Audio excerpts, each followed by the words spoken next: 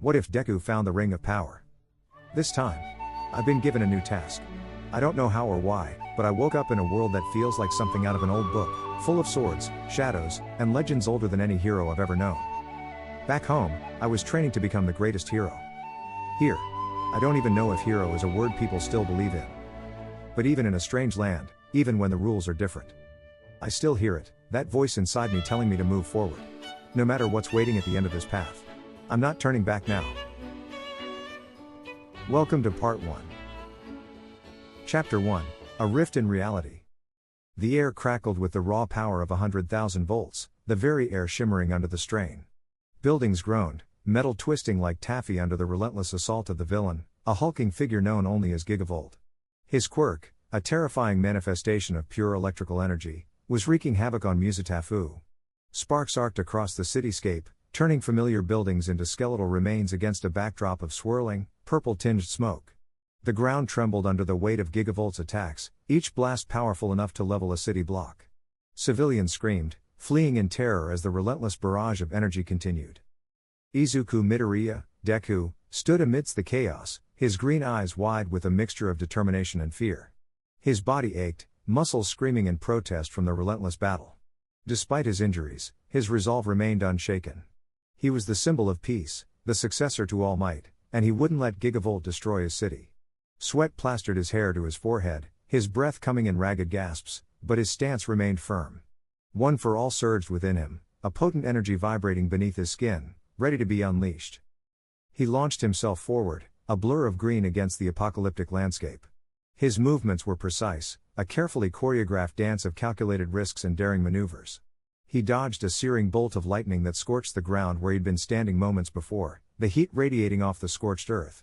He countered with a devastating Delaware smash, his fist impacting Gigavolt's chest with earth-shattering force. The villain staggered, momentarily stunned, but quickly recovered, his eyes blazing with furious energy. Gigavolt retaliated with a furious onslaught of electrical attacks, each blast more powerful than the last. Deku barely managed to deflect the assault, his body absorbing the brunt of the energy, his limbs aching with the strain. One for All was pushing its limits, its power immense, but not inexhaustible. He knew he couldn't sustain this for much longer. He needed a plan, something to turn the tide of the battle. As he evaded another powerful blast, a strange phenomenon caught his eye. A swirling vortex of light and shadow opened up in the sky, a tear in the fabric of reality itself. It pulsed with an otherworldly energy, a chaotic maelstrom that drew Deku's attention away from the immediate threat. For a moment, he was mesmerized, the beauty and terror of the rift battling for his attention. Gigavolt saw his chance. He unleashed a massive blast of energy, aiming directly at Deku. The force of the attack knocked Deku off his feet, sending him sprawling across the ravaged ground. He struggled to get back up, the pain radiating throughout his body. But before he could react, he was caught in the vortex, the swirling energy pulling him relentlessly toward its heart. The world became a kaleidoscope of colors, a dizzying array of sensations. He felt himself falling, tumbling through a tunnel of blinding light and crushing darkness. Images flashed before his eyes, the familiar streets of Musutafu, the faces of his friends, the towering form of All Might. Then, just as suddenly, they were replaced by scenes of an entirely different world. Towering trees, shrouded in mist, strange creatures lurking in the shadows, a landscape both beautiful and menacing. It was a world utterly unlike his own, a place steeped in an ancient, powerful magic he couldn't comprehend. The chaotic energy of the rift intensified, its grip tightening, pulling him further into the unknown. He felt a searing pain, a ripping sensation as if his very being was being torn apart. Then, just as quickly, it was over. The journey was complete. The vortex dissipated, leaving him to collapse onto soft earth. The cacophony of the battle, the searing pain of the electrical attacks, the terror of the rift, it all faded into a dull hum in his mind. His breath hitched in his throat as his awareness slowly returned. He was alive, but disoriented. He was lying in a forest. It wasn't the concrete jungle of Musutafu. This forest was ancient, untouched, a place where sunlight struggled to pierce the dense canopy of giant trees. The air was clean, sweet with the scent of pine and damp earth, a stark contrast to the acrid smell of ozone that had permeated the air during his battle with Gigavolt. He lay still, trying to collect his thoughts, to understand where he was, what had happened. He looked down at his own hands, the skin still raw from burns and scrapes. His usual vibrant, bright green jumpsuit was torn and dirty, patches of blood staining the material. One for all? He cautiously focused inwards, attempting to call upon the familiar hum of energy. There was a faint flicker, a tentative spark, but it was weaker, unstable. He could feel the power, a latent force inside him, but it felt different. Dampened, somehow. Had he lost his quirk? The thought struck him like a physical blow. Panic threatened to overwhelm him. He was alone, injured, in a strange, unfamiliar world. His quirk, his only real weapon, seemed diminished. He had no idea where he was, or how to get back home. But the years of training under All Might weren't for naught. He wouldn't give in to despair. He would find a way. He would survive.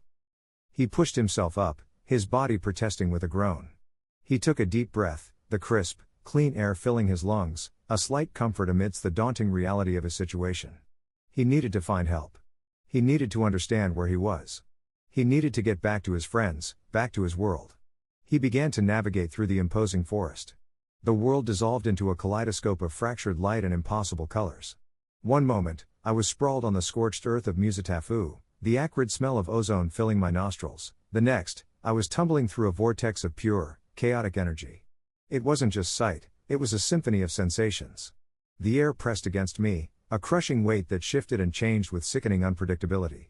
Sounds warped and distorted, a cacophony of screams and whispers that seemed to come from everywhere and nowhere at once. The familiar image of All Might, a beacon of strength and unwavering hope, flashed before my eyes, only to be replaced by the distorted visage of Gigavolt, his face contorted in a rictus of furious energy.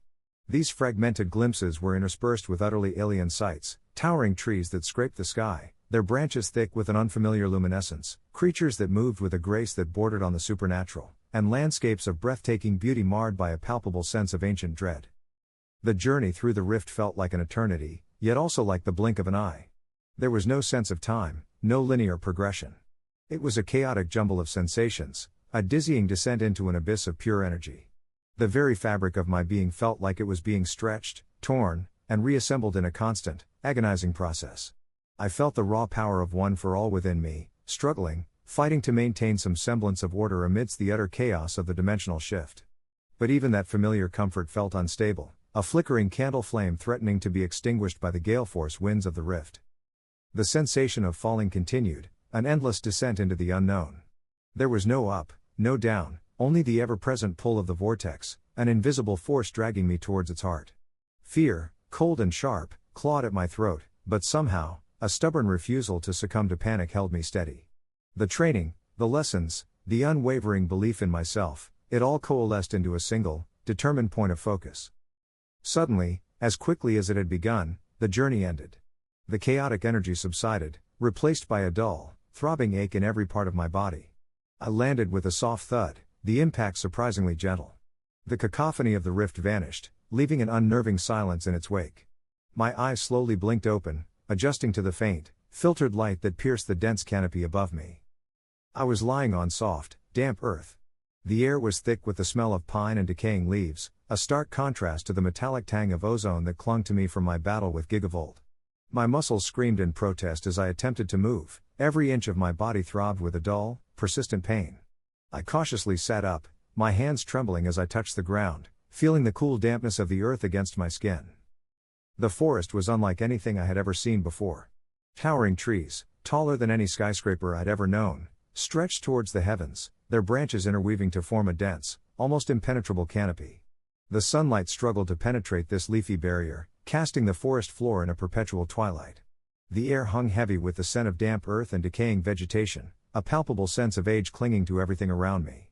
Strange, exotic plants thrived in the undergrowth, their vibrant colors a stark contrast to the gloom of the forest. I noticed vines thicker than my torso snaking across the forest floor and towering mushrooms, glowing with an internal light that pulsed with an eerie rhythm. I looked down at my own hands, the skin still raw from burns and scrapes. My usual vibrant green jumpsuit, once a symbol of hope and unwavering determination, was torn and dirty, stained with patches of my own blood. The familiar hum of One for All, the powerful energy that coursed through my veins, was barely a whisper. A faint flicker, a tentative spark remained, but it felt diminished, weakened, almost foreign. Panic threatened to overwhelm me. I was alone, injured, in a forest unlike any I had ever encountered. My quirk, my primary weapon, seemed to have been severely affected by the dimensional rift. I had no idea where I was or how to return to my world. The faces of my friends, Kachan, Uraka, Todoroki, Ida, flashed before my eyes. Would I ever see them again? The thought was a crushing weight on my chest, threatening to extinguish the last embers of my hope. But then I remembered All Might's words, his unwavering belief in my potential, his lessons on perseverance and unwavering determination. He had always told me that true strength wasn't just about power, it was about the unwavering spirit, the indomitable will to keep moving forward, no matter the obstacles. Taking a deep breath of the crisp, clean air, I pushed myself to my feet, my body protesting with a groan. The pain was intense, but the fear was slowly being replaced by a grim determination. I wouldn't give in to despair. I wouldn't let this strange world break me. I would find a way. I would survive. I would get back home. My first priority was to assess my surroundings. The forest floor was uneven, covered in a thick carpet of decaying leaves and moss. The air was still, save for the occasional rustle of leaves in the breeze. I cautiously began to navigate the forest, my every step measured and deliberate. Each rustle, each shadow, sparked a surge of adrenaline, a reminder of my vulnerability. Yet, the faint hum of one for all within me, however weak, was a source of a fragile, stubborn hope. As I moved deeper into the forest, the vegetation grew denser. Towering trees blotted out the remaining sunlight, plunging me into an almost complete darkness. The silence was now punctuated by the strange sounds of the forest, the chirping of unknown insects, the rustling of unseen creatures in the undergrowth. The air was cool and damp, the earth soft beneath my feet. A sense of unease settled over me, a feeling that I was being watched, observed by unseen eyes lurking in the shadows. This was more than just an unfamiliar forest. This was a place steeped in ancient magic, a world brimming with both wonder and danger. The dimensional rift hadn't just transported me, it had thrust me into a realm beyond my wildest imaginings. The journey had only just begun, and the challenges ahead would test my limits in ways I couldn't yet comprehend. But one thing was certain, I would face them. I had to. For my friends. For myself. For the unwavering hope that flickered within me, as faint as the weakened echo of one for all in my veins. My journey through this strange, new world was just beginning. The air hung heavy, thick with the scent of pine and damp earth, a fragrance both unfamiliar and strangely comforting. My lungs ached, each breath a burning reminder of the ordeal I'd just endured. The forest floor, soft and yielding beneath my feet, was a tapestry of decaying leaves, moss, and an assortment of unfamiliar plants. Giant ferns, taller than a man, unfurled their fronds like emerald banners, their surfaces slick with moisture. Strange fungi, pulsating with a faint inner light, sprouted from the damp earth, their caps glowing with an ethereal luminescence that cast eerie shadows in the perpetual twilight. The trees themselves were colossal, their trunks so thick they dwarfed even the mightiest buildings of Musutafu. Their bark, deeply furrowed and textured, seemed ancient, as old as time itself. The branches, thick as pythons, intertwined overhead, creating a dense canopy that almost completely blocked out the sun. Sunlight filtered through in weak, fractured beams, creating an ethereal, almost otherworldly atmosphere. It was breathtaking, terrifying, and utterly alien. I cautiously moved forward, my senses on high alert. Every rustle of leaves, every snap of a twig, sent a jolt of adrenaline through my already strained body. The silence was punctuated by the chirping of unseen insects, their songs unfamiliar and haunting. The forest floor was uneven, littered with fallen branches and roots that snaked across my path like slumbering serpents. I stumbled, my injured leg protesting with a sharp stab of pain, but I forced myself to continue. I couldn't afford to give in to the overwhelming fatigue and pain.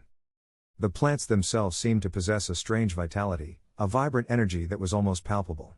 Vines, thicker than my waist, snaked across the forest floor, their surfaces shimmering with an almost imperceptible dew.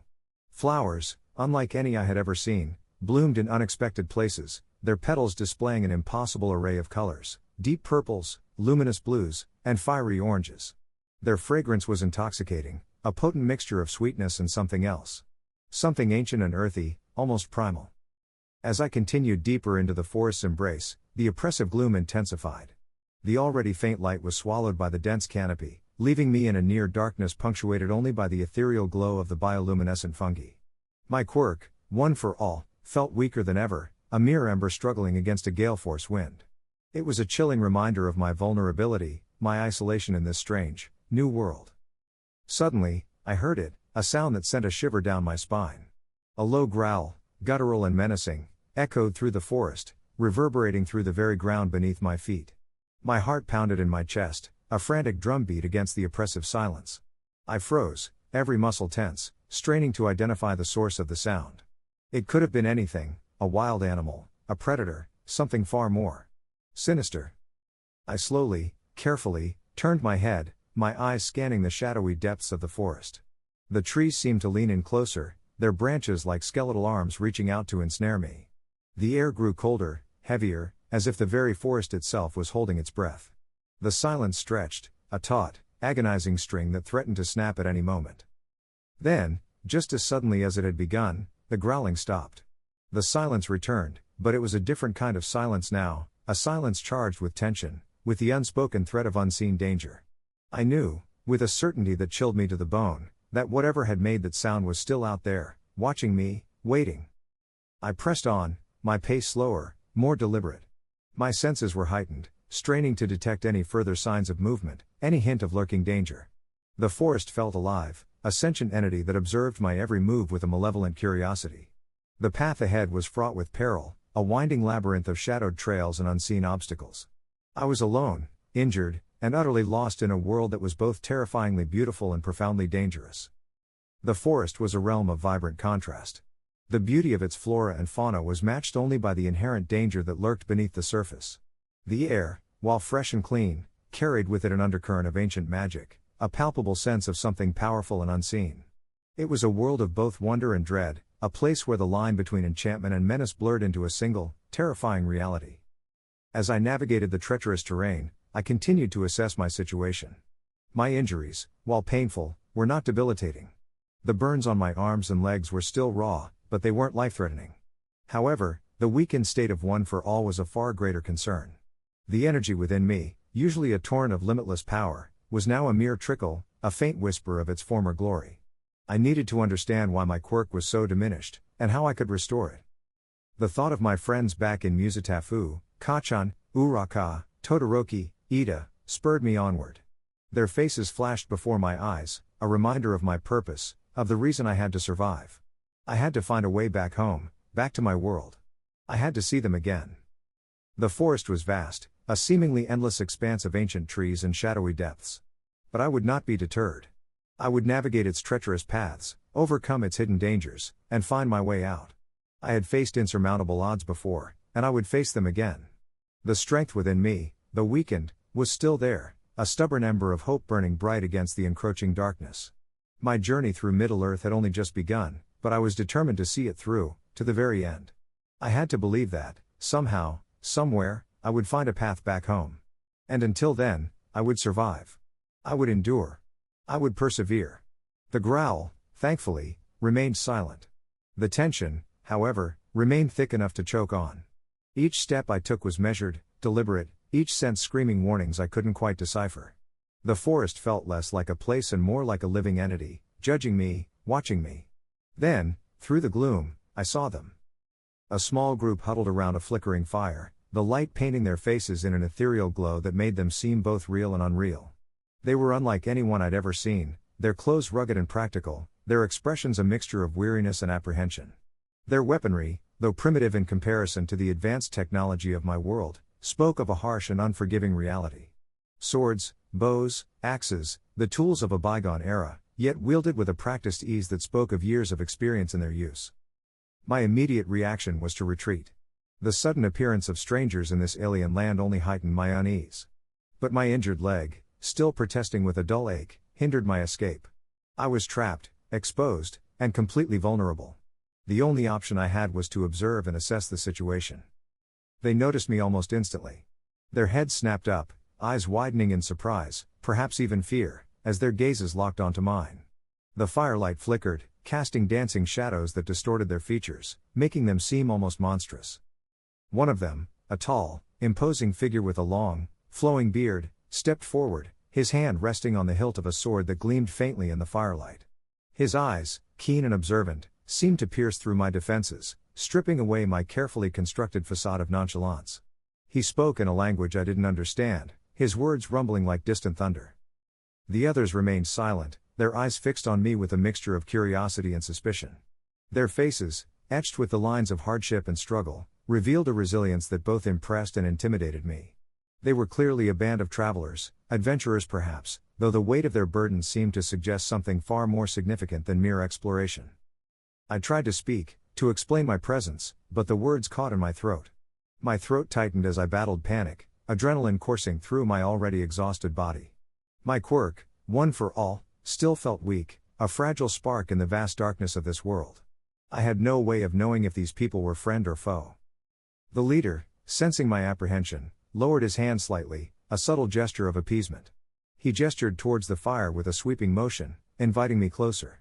The invitation was extended, but the caution in his eyes was undeniable. He was assessing me, just as I was assessing him. Hesitantly, I limped towards them, my movements stiff and awkward. My attire, a tattered version of my UA high school uniform, must have appeared bizarre to them, a jarring contrast to their own more practical clothing. The scars on my arms and legs, still raw and painful, only served to highlight my otherworldly origins. As I approached, I noticed more details. One of the members was small, almost hobbit-like, with quick, darting eyes that missed nothing. Another carried a staff, etched with strange symbols, that seemed to hum with a low, almost imperceptible energy. A woman, her face framed by long, dark hair, held a bow, her fingers resting lightly on the taut string, radiating a quiet strength and alertness. They were a diverse group, their differences as apparent as their shared sense of purpose. They were wary, but not hostile. Their caution was not born of malice, but of survival. They lived in a world where trust was a rare and precious commodity, and they were understandably hesitant to extend their trust to a stranger who appeared seemingly out of thin air, bearing the scars of battle and wearing the unfamiliar garments of a stranger. I tried to convey my predicament, resorting to simple gestures and facial expressions. I pointed towards the sky, then at myself, attempting to illustrate my arrival through some sort of dimensional rift. Their reactions were muted, their faces revealing little in the flickering firelight. I could see the confusion, the suspicion, but also a hint of something else, something akin to empathy or pity, perhaps. It was clear that communication would be a challenge, but the common thread of shared danger seemed to unite us. We were all strangers in a strange land, our lives intertwined by the unpredictable whims of fate. The immediate threat was a shared experience, a silent acknowledgement of our collective vulnerability. The leader spoke again, his voice still deep and resonant, though slightly softer this time. He pointed towards a small, unassuming object resting on a rock near the fire. It was a ring, small and delicate, but emitting a faint, almost imperceptible glow. It was, I realized with a growing sense of dread, the One Ring. The sight of it sent a shiver down my spine, a surge of inexplicable apprehension that was mirrored in the expressions of those around me. It was an object of immense power, an object of immense danger, an object that could unravel the very fabric of reality. I had stumbled, quite literally, into the heart of a legendary quest, a quest that would test the limits of courage, loyalty, and friendship. My arrival had been unexpected, unplanned, but it had brought me face to face with the Fellowship of the Ring, a group of individuals destined to shape the fate of Middle-earth. Whether I was to be an ally or an adversary remained to be seen. But one thing was certain, my journey, my unexpected passage through the rift, had led me to a pivotal moment in a story far grander than anything I could have ever imagined. My life, irrevocably altered, was now inextricably woven into the epic tapestry of this ancient and magical world. The adventure had truly begun. And I, All Might's successor, was right in the middle of it. The old wizard, Gandalf, his eyes twinkling with an unsettling mixture of wisdom and apprehension, spoke at last, his voice a low rumble that seemed to vibrate through the very ground beneath our feet. He spoke in the common speech, surprisingly, a language I somehow understood, a linguistic miracle mirroring the bizarre circumstances of my arrival. He gestured towards the One Ring, its faint glow illuminating his wrinkled face, etching deep lines of concern upon it. This ring, he began, his voice hushed, almost reverent, holds a power unlike any other. A power that corrupts, that twists, that ultimately destroys. He paused, his gaze drifting to me, his eyes lingering on the scars that marred my arms and legs. Scars earned in battles fought with a power unlike any he had witnessed in this realm.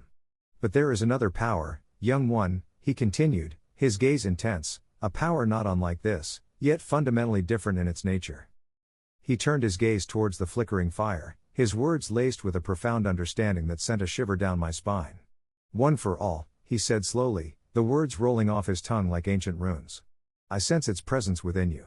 A power passed down, a legacy of strength and courage. But tell me, young Midoriya, what is the source of its power? From where does it draw its might? I hesitated, unsure how to explain the complex history of One for All. How do you explain the legacy of All Might, the symbol of peace and justice, to a wizard steeped in the lore of Middle-earth? The burden of inherited power, the weight of expectation, the sacrifices made by those who came before. The training, the injuries, the constant push to become stronger, to live up to the title. It's a quirk, I began, the words sounding strange even to my own ears, a power passed down through generations. A gift, but also a heavy responsibility. Each wielder adds their own strength to it, making it stronger, more potent. But it's different from the ring. It seeks to protect, to uplift, to heal. Gandalf nodded slowly, his beard moving like a curtain in a gentle breeze. Yes, there is a stark contrast. The ring whispers promises of power, of dominion, of immortality, corrupting the very soul it touches. It feeds on the darkness within, amplifying it, twisting it into something monstrous. One for All, on the other hand, seems brighter. It resonates with a spirit of selflessness, of sacrifice, of unwavering hope. He paused, his gaze far away, lost in thought. Both are conduits for immense power, capable of shaping the destiny of entire worlds. But one draws its strength from the very heart of darkness, while the other thrives on the unwavering flame of light. One offers a path of domination, a path of fear. The other offers a path of selflessness, a path of courage. He looked at me, his eyes filled with a profound understanding that resonated deeply within my soul. The parallels are striking, are they not? Two forces of immense magnitude, both capable of shaping fate, but diametrically opposed in their nature. One fuels itself on the destruction of others, the other on the growth of oneself and those around you. One is a chain, forging a path of inevitable destruction, the other a tapestry, weaving a path of hope and resilience. The implications of his words sunk in. The similarities between One for All and the One Ring were unnerving. The way that both powers amplified their wielders' existing qualities, whether positive or negative, was a frightening thought. The ring intensified Sauron's lust for power and control, leading to unimaginable destruction. One for All, in contrast, seemed to magnify the already innate selflessness of those who inherited it, fueling their desire to protect and serve. But what if a wielder with darker intentions inherited One for All? The thought chilled me to the bone. The potential for devastation was just as immense, potentially even more so given its nature as an inheritable power. The potential for misuse is immense in both cases, Gandalf stated, confirming my chilling thoughts. The ring's corrupting influence is well documented. History has shown the dangers of unchecked power, the insatiable hunger for more. But the very nature of One for All, its ability to be passed down, raises its own set of concerns. What if it falls into the wrong hands? What if a successor chooses to use its might for selfish gain, for conquest, for destruction? The weight of responsibility pressed down on me, heavier than any mountain I had ever imagined. I had trained tirelessly, striving to control and master One for All. I had strived to use it for the betterment of society, for good. But the wizard's words raised a fundamental question: was it truly possible to control something so powerful? Was it possible to ensure that such immense power would never be wielded for malevolent purposes? The thought was frightening, and made the task before me feel even more daunting. We sat in silence for a while, the crackling fire the only sound in the stillness of the night. The weight of the One Ring's darkness and the immense potential of One for All hung heavy in the air, a palpable tension that underscored the magnitude of the challenges ahead. The contrast between the two powers served as a stark reminder of the thin line between salvation and destruction, a line that could easily be crossed if caution and understanding were not diligently exercised. The very nature of power, and the responsibility inherent in wielding it, was a question that loomed large, threatening to overwhelm us all. Gandalf broke the silence, his voice softer now, but still carrying the weight of centuries of wisdom. The journey ahead will not be easy, young Midoriya. The forces arrayed against us are formidable. But the fight is worth it. The fate of both our worlds may very well depend on our combined strength, our courage, and our unwavering commitment to good. His words were a call to arms, a battle cry that resonated with the power of the approaching conflict. The subtle parallel between One for All and the One Ring cast a long, ominous shadow over the coming battles, highlighting the precarious balance between light and darkness, good and evil, that lay at the heart of our quest. The very nature of these two powers, their similarities and differences, cast a shadow over the upcoming battles. Their fates, and the fate of both our worlds, were now intricately interwoven, the stakes higher than ever before imagined. My journey, once a quest for self-improvement, was now a battle for the survival of both our realities. The adventure had truly begun, and I was ready. Chapter 2, Acceptance and Bonding. The crackling fire cast dancing shadows on the faces of the fellowship, their expressions a mixture of curiosity and apprehension as they regarded me. Aragorn, his gaze sharp and assessing, was the first to speak. Your quirk, as you call it, is unlike anything I have ever witnessed. The sheer power, the ability to transfer it. It's extraordinary. He paused, stroking his chin thoughtfully. Yet, it's also fragile. The strain it places on your body, the risk of overuse, it's a heavy price to pay. Legolas, his keen eyes mirroring the firelight, offered a quiet observation. Indeed. The energy you wield is potent, yet it seems to burn you from within. I have seen the strength of elves, the resilience of dwarves, but this is different. It is a force that demands respect, but also demands careful control. Gimli, his stout frame radiating an aura of unwavering loyalty, grunted in agreement. Aye, it's a mighty power, but even the mightiest of warriors have their limits. We dwarves are known for our endurance, our resilience to pain, but even we can be felled by overwhelming force. You must learn to conserve your strength, young Midoriya, to channel it wisely, to avoid depletion. Boromir, his hand resting on the hilt of his sword, looked at me with a mixture of admiration and concern. In Gondor, we train our warriors in the art of war, of strategy and tactics, of discipline and restraint. Your quirk is a potent weapon, but it requires a level of self-discipline far exceeding that which even the most skilled warriors possess. The control you must exercise. It demands a strength of will unlike any I've encountered. Frodo, his small frame seeming to shrink even further under the weight of the conversation, spoke softly, his voice barely a whisper. The ring. It whispered promises of power, of invincibility. But it was a lie. It corrupted, it twisted, it destroyed. Your quirk. It seems to be the opposite. It seems to empower, to protect, to heal. But even such power comes with a responsibility. You must guard it closely, protect it from those who would misuse it, twist it for their own selfish ends. Samwise Gamgee, ever loyal and ever practical, looked at me with a gentle smile. Master Frodo's right, lad. There's goodness in what you possess. But goodness needs tending, like a garden does. You've got to nurture it, keep it healthy and strong, so it doesn't wither and die. As the fellowship shared their stories, their personal battles and experiences, a picture of their strengths and weaknesses emerged. Aragorn, the rightful king, showed his burden of leadership, his struggle between his desire for peace and his duty to defend his people. Legolas, the graceful elf, revealed his hidden vulnerabilities, the longing for his homeland, the weight of his heritage. Gimli, the proud dwarf, shared the losses he had suffered, the deaths of friends and kin, the scars that remained as a reminder of the battles he had endured. Boromir, the noble warrior, confessed his own internal conflicts, his struggle between his loyalty to his people and the temptation of power. Frodo, the humble hobbit, spoke of the relentless burden of the ring, the invisible wounds it inflicted, the constant struggle to maintain his sense of self. Sam, the steadfast gardener, confessed his own fears for his master, the constant worry about what the journey would bring, the ever-present feeling of vulnerability.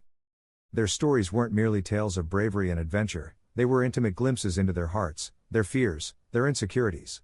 They were raw, honest accounts of their struggles, their personal battles, and their innermost vulnerabilities.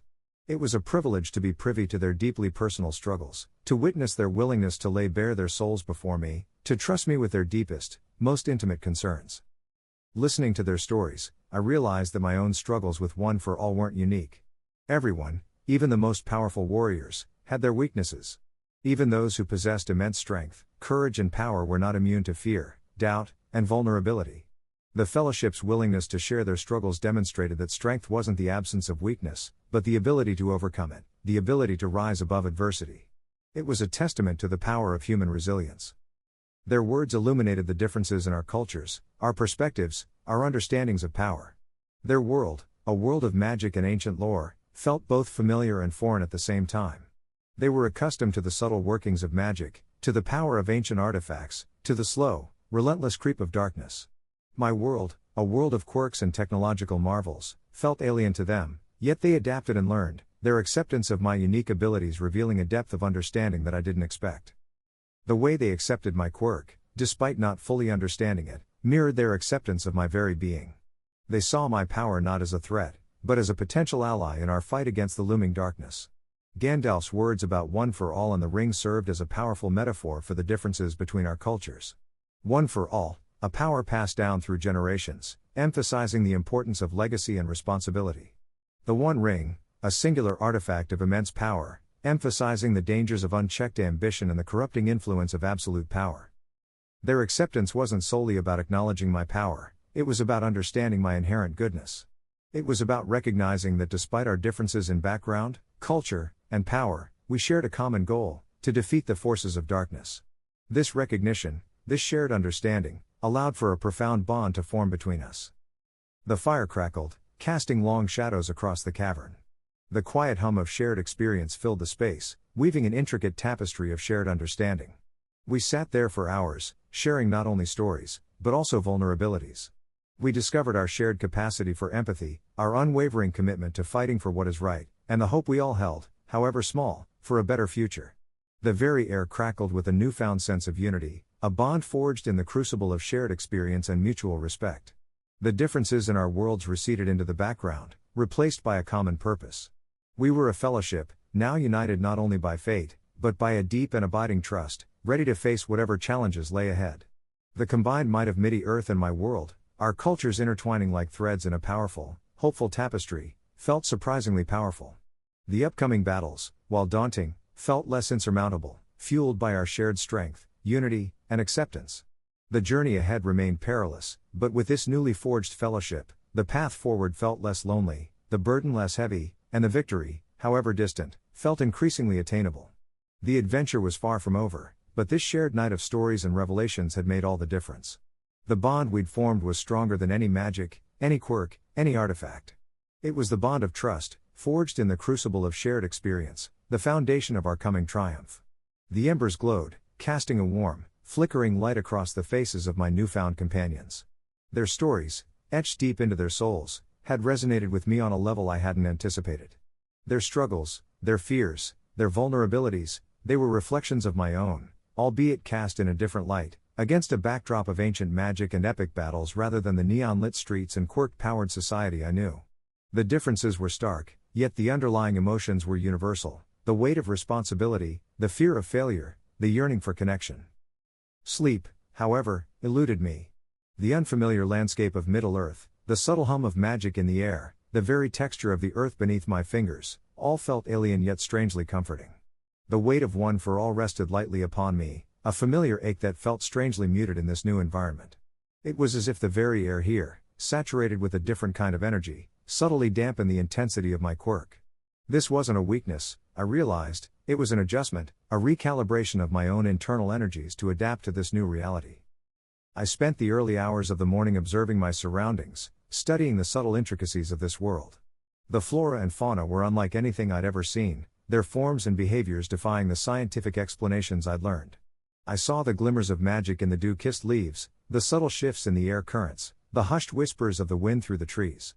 It was a world brimming with latent power, a power that felt ancient, primal, and deeply interwoven into the fabric of existence.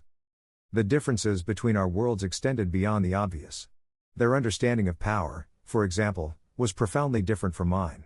In my world, power was measured in quantifiable metrics: the strength of a quirk, the speed of a movement, the destructive capacity of a single blow. Here, power was more nuanced, more subtle. It resided in the ancient lore, in the whispered incantations, in the strategic deployment of forces, in the unwavering commitment to a cause. I found myself drawn to the subtle interplay of their strengths and weaknesses. Aragorn, the rightful king, carried the burden of leadership with a quiet dignity, his every decision weighed down by the responsibility of protecting his people. His strategic mind, his keen understanding of military tactics, and his unwavering resolve were qualities I deeply admired. Yet, I also sensed his deep-seated weariness, the toll of years of fighting, the constant pressure of his role. Legolas, the graceful elf, possessed a skill with a bow and arrow that bordered on the supernatural. His perception was sharp, his movements fluid and precise.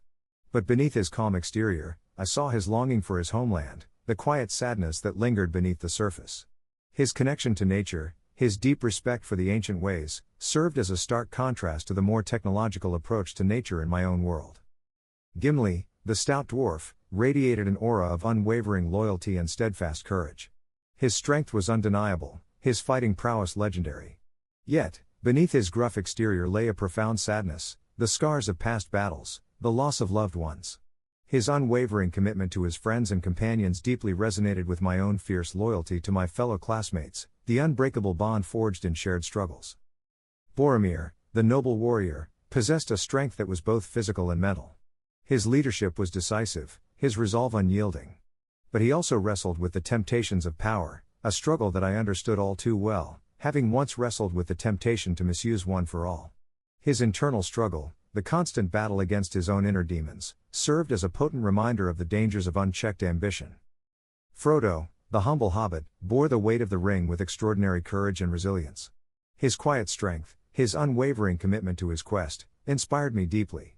His ability to endure unimaginable suffering, his constant struggle against the darkness within, resonated with my own internal battles against the limitations of my own physical body and the potential for misuse of one for all.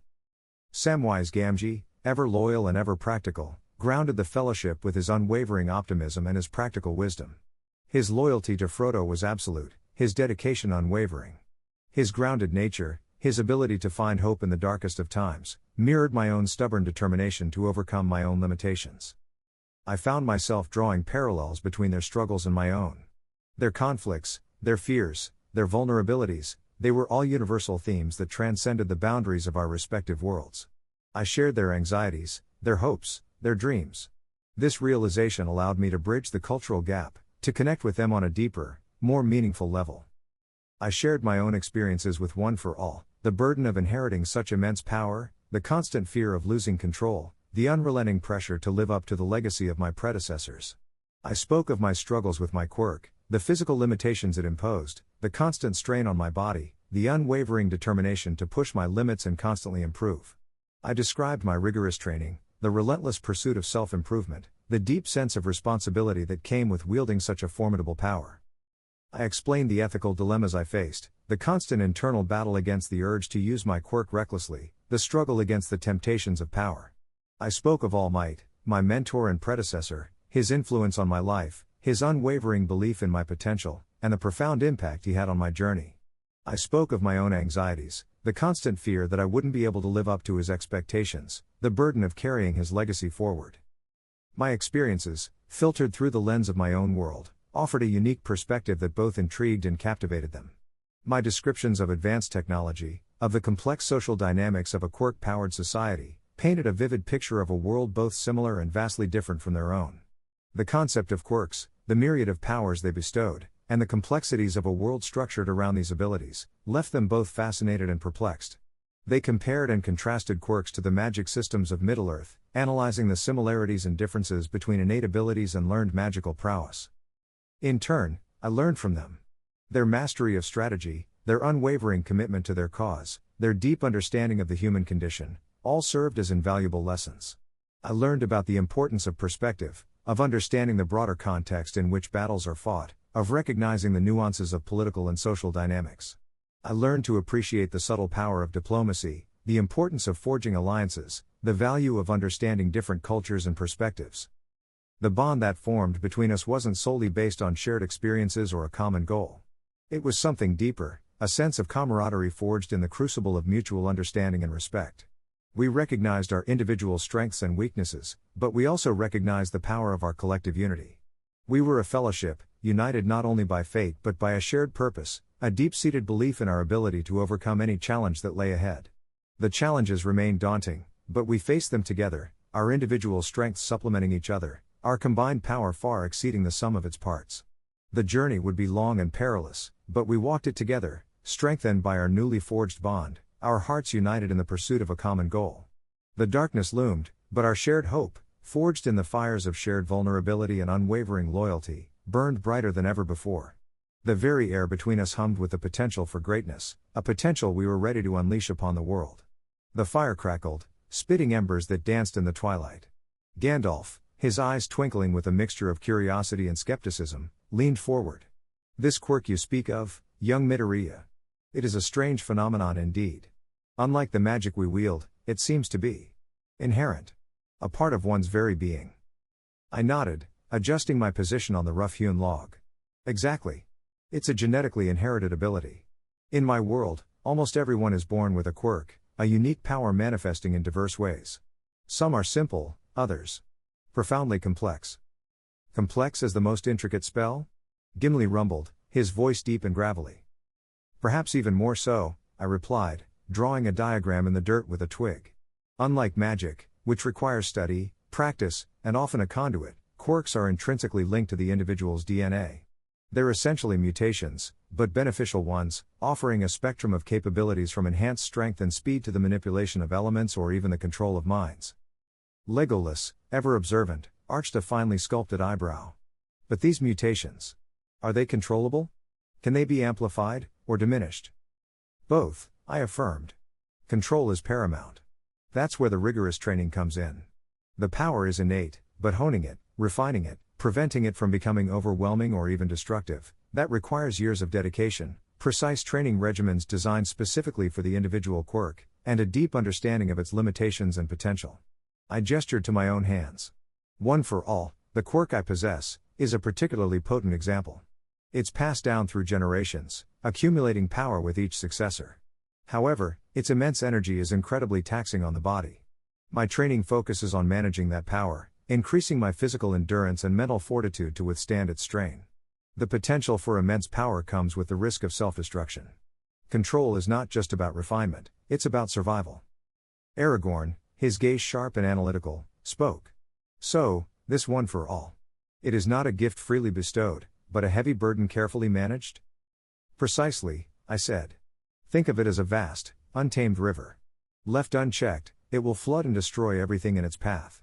But with careful channeling, strategically built dams, and an understanding of its flow, that same river can provide life-giving water, energy for industry, and a source of power.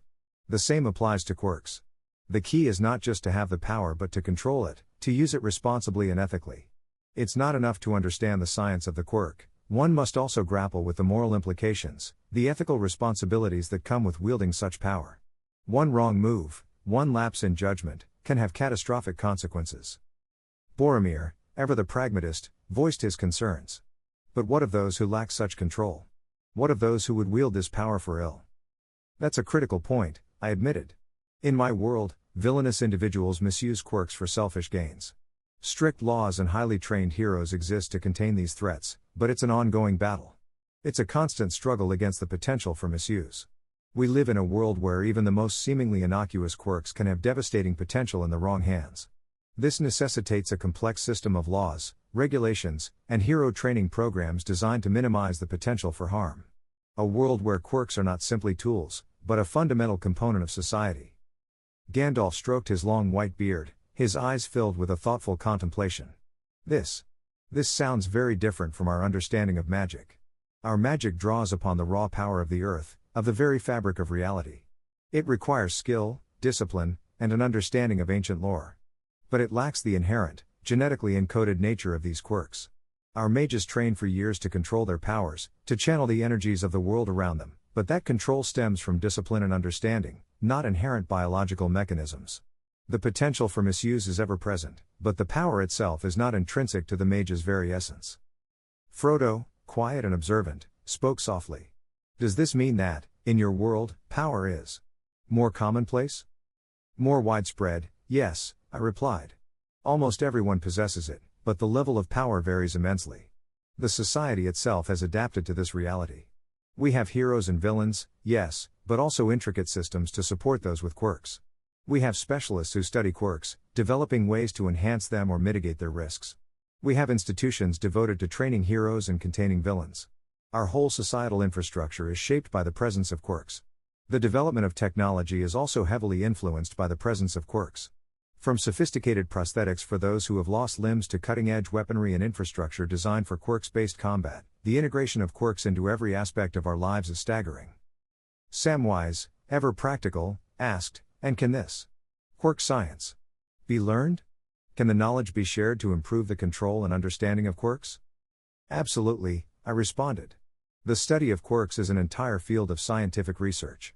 Scientists study the genetic basis of quirks, their physiological effects, and ways to enhance or suppress their capabilities. They've even explored possibilities of manipulating DNA to potentially enhance existing quirks or even create new ones.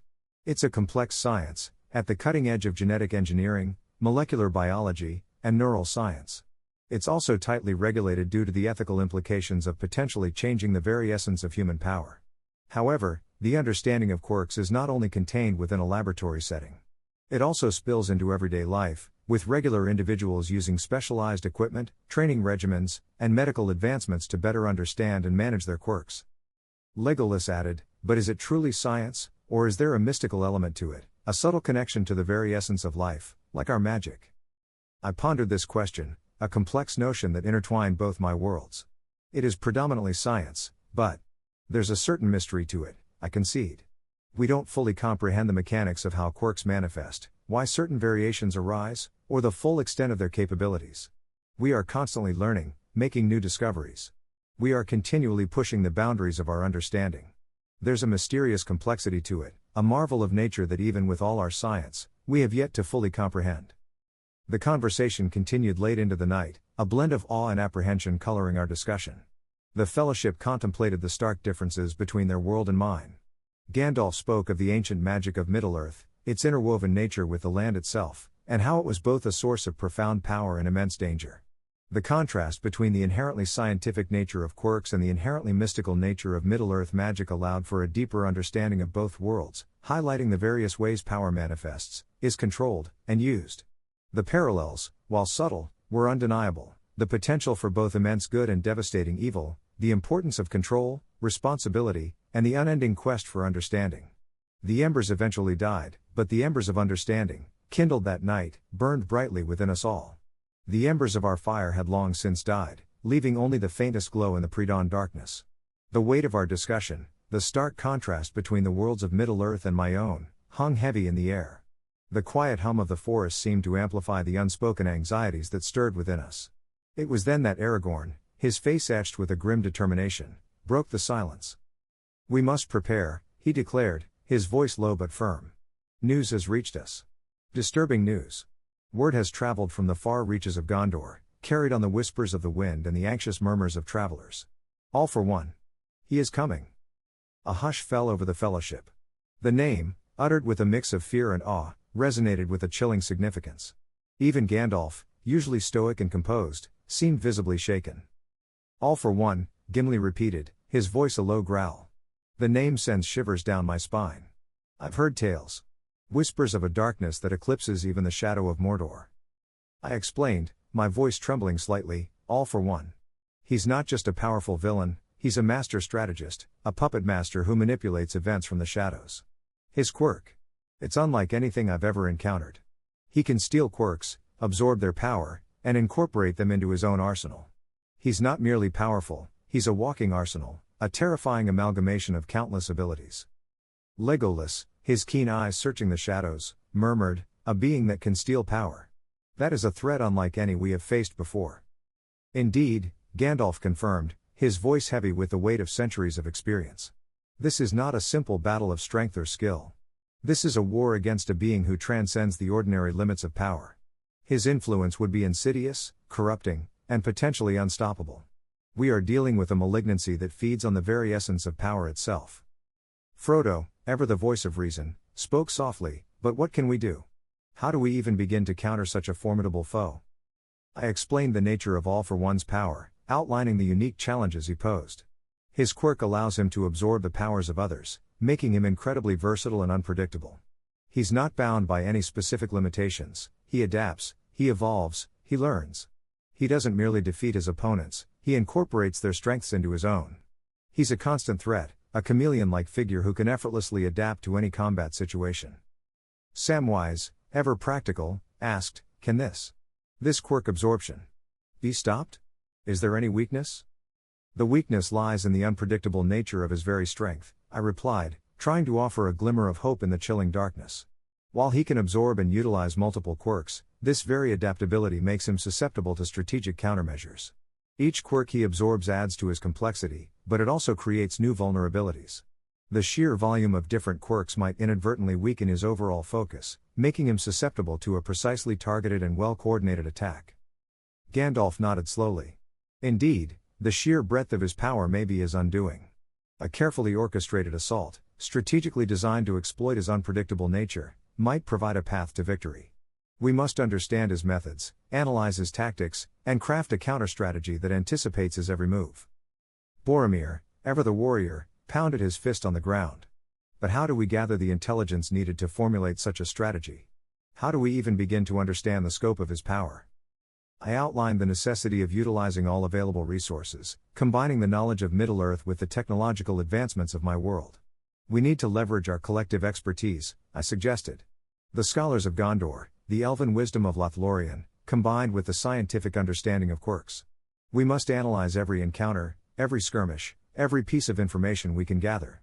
We need to decipher his patterns, anticipate his tactics, and then construct a counter-strategy that utilizes the strengths of each member of the Fellowship to its fullest potential. Legolas, ever vigilant, added, and we must spread the warning. This is not a threat that can be faced alone. Every kingdom, every village must be prepared for his arrival. We must rally the forces of Middle-earth, uniting against this common foe. Aragorn, his gaze fixed on the horizon, nodded in agreement. The time for hesitation is over. We must act quickly, decisively. The fate of Middle-earth rests upon our shoulders. The weight of that responsibility settled upon us, a tangible pressure in the still morning air. The looming threat of All for One cast a long shadow, a chilling reminder of the formidable task ahead. Yet, in the shared determination etched upon the faces of the Fellowship, there was also a nascent spark of hope, a flicker of defiance against the encroaching darkness. We were a fellowship united by our differences, bound together by a shared purpose, to defend Middle-earth against a force unlike any it had ever encountered. The coming battle would test our strength, our courage, and our resilience beyond measure. But we were ready. We would fight. We would endure. And we would triumph. The following days were a whirlwind of activity. We leveraged the combined resources of the Fellowship, establishing a network of informants across Middle-earth. Gandalf, with his vast network of contacts, reached out to the wizards, elves, and dwarves, spreading the warning and gathering intelligence on All for One's movements. Aragorn, with his innate leadership and tactical brilliance, organized the forces of Gondor, preparing for the inevitable conflict. Legolas, with his unparalleled skill in reconnaissance and archery, scoured the forest for signs of All for One's advance, his keen eyes penetrating the deepest shadows. Gimli, with his unwavering strength and formidable combat skills, bolstered the defenses of Minas Tirith, preparing for a siege of unprecedented scale. Boromir, ever the stalwart warrior, rallied the troops, his fiery spirit igniting the flame of resistance throughout Gondor. Frodo and Samwise, with their quiet determination and unyielding loyalty, served as essential supports, ensuring the smooth flow of information and resources across the network. I, meanwhile, focused on leveraging my knowledge of quirks and All for One's particular abilities. I explained the concept of quirks, the inherent differences between them and the magic wielded in Middle-earth, and the particular challenges posed by All for One's quirk-absorbing capabilities. I spent countless hours poring over ancient texts, hoping to find some hint, some clue that could reveal a weakness in his seemingly impenetrable power. I collaborated with Elrond, the wise Lord of Rivendell, who possessed vast knowledge of ancient lore and magical principles, and also with the most advanced scholars of Gondor, who possessed a deep understanding of strategic warfare. The information we gathered was both chilling and revealing. All for One's advance was swift and relentless. He left a trail of devastation in his wake, absorbing the quirks of defeated heroes, adding their powers to his already formidable arsenal. We learned of his ability to manipulate minds, to sow discord and fear, to turn allies against each other. We learned of his tactical genius, his ability to anticipate his opponent's moves and exploit their weaknesses. We also learned about his ruthlessness, his utter disregard for human life, and his unwavering ambition to conquer all. But amidst the chilling details, we found a sliver of hope. We discovered that All for One, for all his power, was not invincible. His reliance on absorbing quirks, while a source of immense power, also created a degree of unpredictability. Every new quirk he absorbed added to his complexity, potentially creating internal conflicts or unexpected weaknesses that a skilled strategist could exploit. His ambition, it seemed, was almost as much a weakness as his strength, blinding him to the subtle intricacies of strategic planning. The intelligence we had gathered pointed to a crucial weakness, All for One's dependence on absorbing quirks to maintain his power. While his ability to assimilate countless quirks made him a fearsome opponent, this very reliance could also be his downfall. We realized that a prolonged and sustained attack on his quirk reserves, a systematic erosion of his power, could potentially weaken him to the point of vulnerability. This would require a concerted effort, a strategic campaign focused on depleting his power reserves without falling prey to his overwhelming might. The final piece of the puzzle fell into place when we discovered a rare artifact in the vaults of Gondor, an ancient amulet rumored to possess the power to suppress and nullify quirks. This ancient artifact, a relic of a bygone era, held the potential to neutralize All for One's formidable abilities, paving the path to victory. This discovery imbued our campaign with a newfound sense of purpose and urgency, a burning resolve to utilize this ancient power and vanquish the impending doom. The final battle loomed ahead, a clash between the forces of good and evil, a battle that would decide the fate of Middle-earth. The discovery of the ancient amulet ignited a fire of hope within the Fellowship. It wasn't just a weapon, it was a symbol of unity, a testament to the power of collaboration between two seemingly disparate worlds. For days, the air in the council chambers of Minas Tirith crackled with energy, a palpable sense of purpose replacing the earlier despair. The weight of responsibility remained, heavy and undeniable, but now it was tempered by a growing confidence, a shared belief in the possibility of victory. This amulet, Gandalf declared, holding up the artifact, its surface shimmering with an ethereal light, is not merely a tool, it's a catalyst. It represents the merging of our strengths, a testament to the power of unity across worlds. Its potential to neutralize All for One's quirk is immense, but it requires precise application, a strategic deployment that capitalizes on its unique properties. Deku, his eyes wide with a mix of awe and determination, stepped forward. I understand the properties of quirks better than anyone here. I can assist in devising a strategy for utilizing the amulet effectively. We need to understand how to synchronize its activation with the timing of our attack, maximizing its impact on All for One's abilities. His words were met with nods of agreement. The collaboration wasn't merely a matter of combining forces, it was about understanding each other's strengths and leveraging them to their fullest potential. The elves, with their inherent understanding of magic and ancient lore, provided invaluable insight into the amulet's origins and potential uses. The dwarves, with their expertise in crafting and engineering, offered suggestions for enhancing its deployment. Aragorn, a master tactician, began outlining a strategic plan that incorporated the amulet's capabilities, while ensuring the safety of his warriors. Legolas, utilizing his superior marksmanship, would be responsible for delivering the amulet to its intended target at the precise moment. Gimli, ever the pragmatist, voiced a crucial concern. This amulet, while powerful, is not a guaranteed victory. All for One is formidable, a being of immense power. We need to coordinate a multifaceted attack that weakens him before we attempt to nullify his quirk. A frontal assault would be suicide. Boromir, ever the warrior, agreed. We must exhaust his strength before we attempt to strike. We need to wear him down, deplete his quirk reserves, making him vulnerable to the amulet's effects. The discussion moved to the specifics of the battle plan. The Fellowship, now a unified force, began to strategize, drawing on their collective skills and knowledge. Aragorn, with his masterful understanding of military strategy, meticulously planned the battlefield deployment, assigning roles and responsibilities to each member based on their unique strengths. Legolas, with his unmatched archery skills and ability to traverse difficult terrain, was tasked with scouting the battlefield and providing crucial intelligence. His sharp eyes and keen intuition would be invaluable in assessing the enemy's strength and identifying their weaknesses. His arrows, tipped with special alloys forged by the dwarves, would serve as the first line of defense, weakening All for One from a distance. Gimli, a master of close-quarters combat, would lead a team of Gondorian warriors in a daring flanking maneuver. His unwavering strength and resilience would be crucial in piercing the enemy's defenses and creating an opening for the amulet's deployment. His experience in sieges would also prove vital in defending Minas Tirith from All for One's potential attacks. Frodo and Samwise, though not warriors, played vital support roles. Frodo's courage and unwavering resolve would provide much-needed moral support to the troops, while Samwise's practical skills and resourcefulness would ensure the smooth operation of the campaign.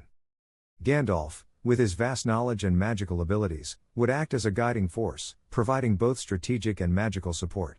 His spells would serve as a critical element in the battle plan, weakening All for One's defenses and disrupting his tactical maneuvers. Deku, utilizing his detailed understanding of All for One's quirks, worked tirelessly to anticipate the villain's moves, developing a counter-strategy that would exploit his weaknesses and anticipate his every tactic. He spent hours analyzing the quirks All for One had absorbed, identifying patterns in their usage and predicting how they might be employed in battle. He saw not just a villain, but a complex puzzle to be solved, a strategic challenge to be overcome.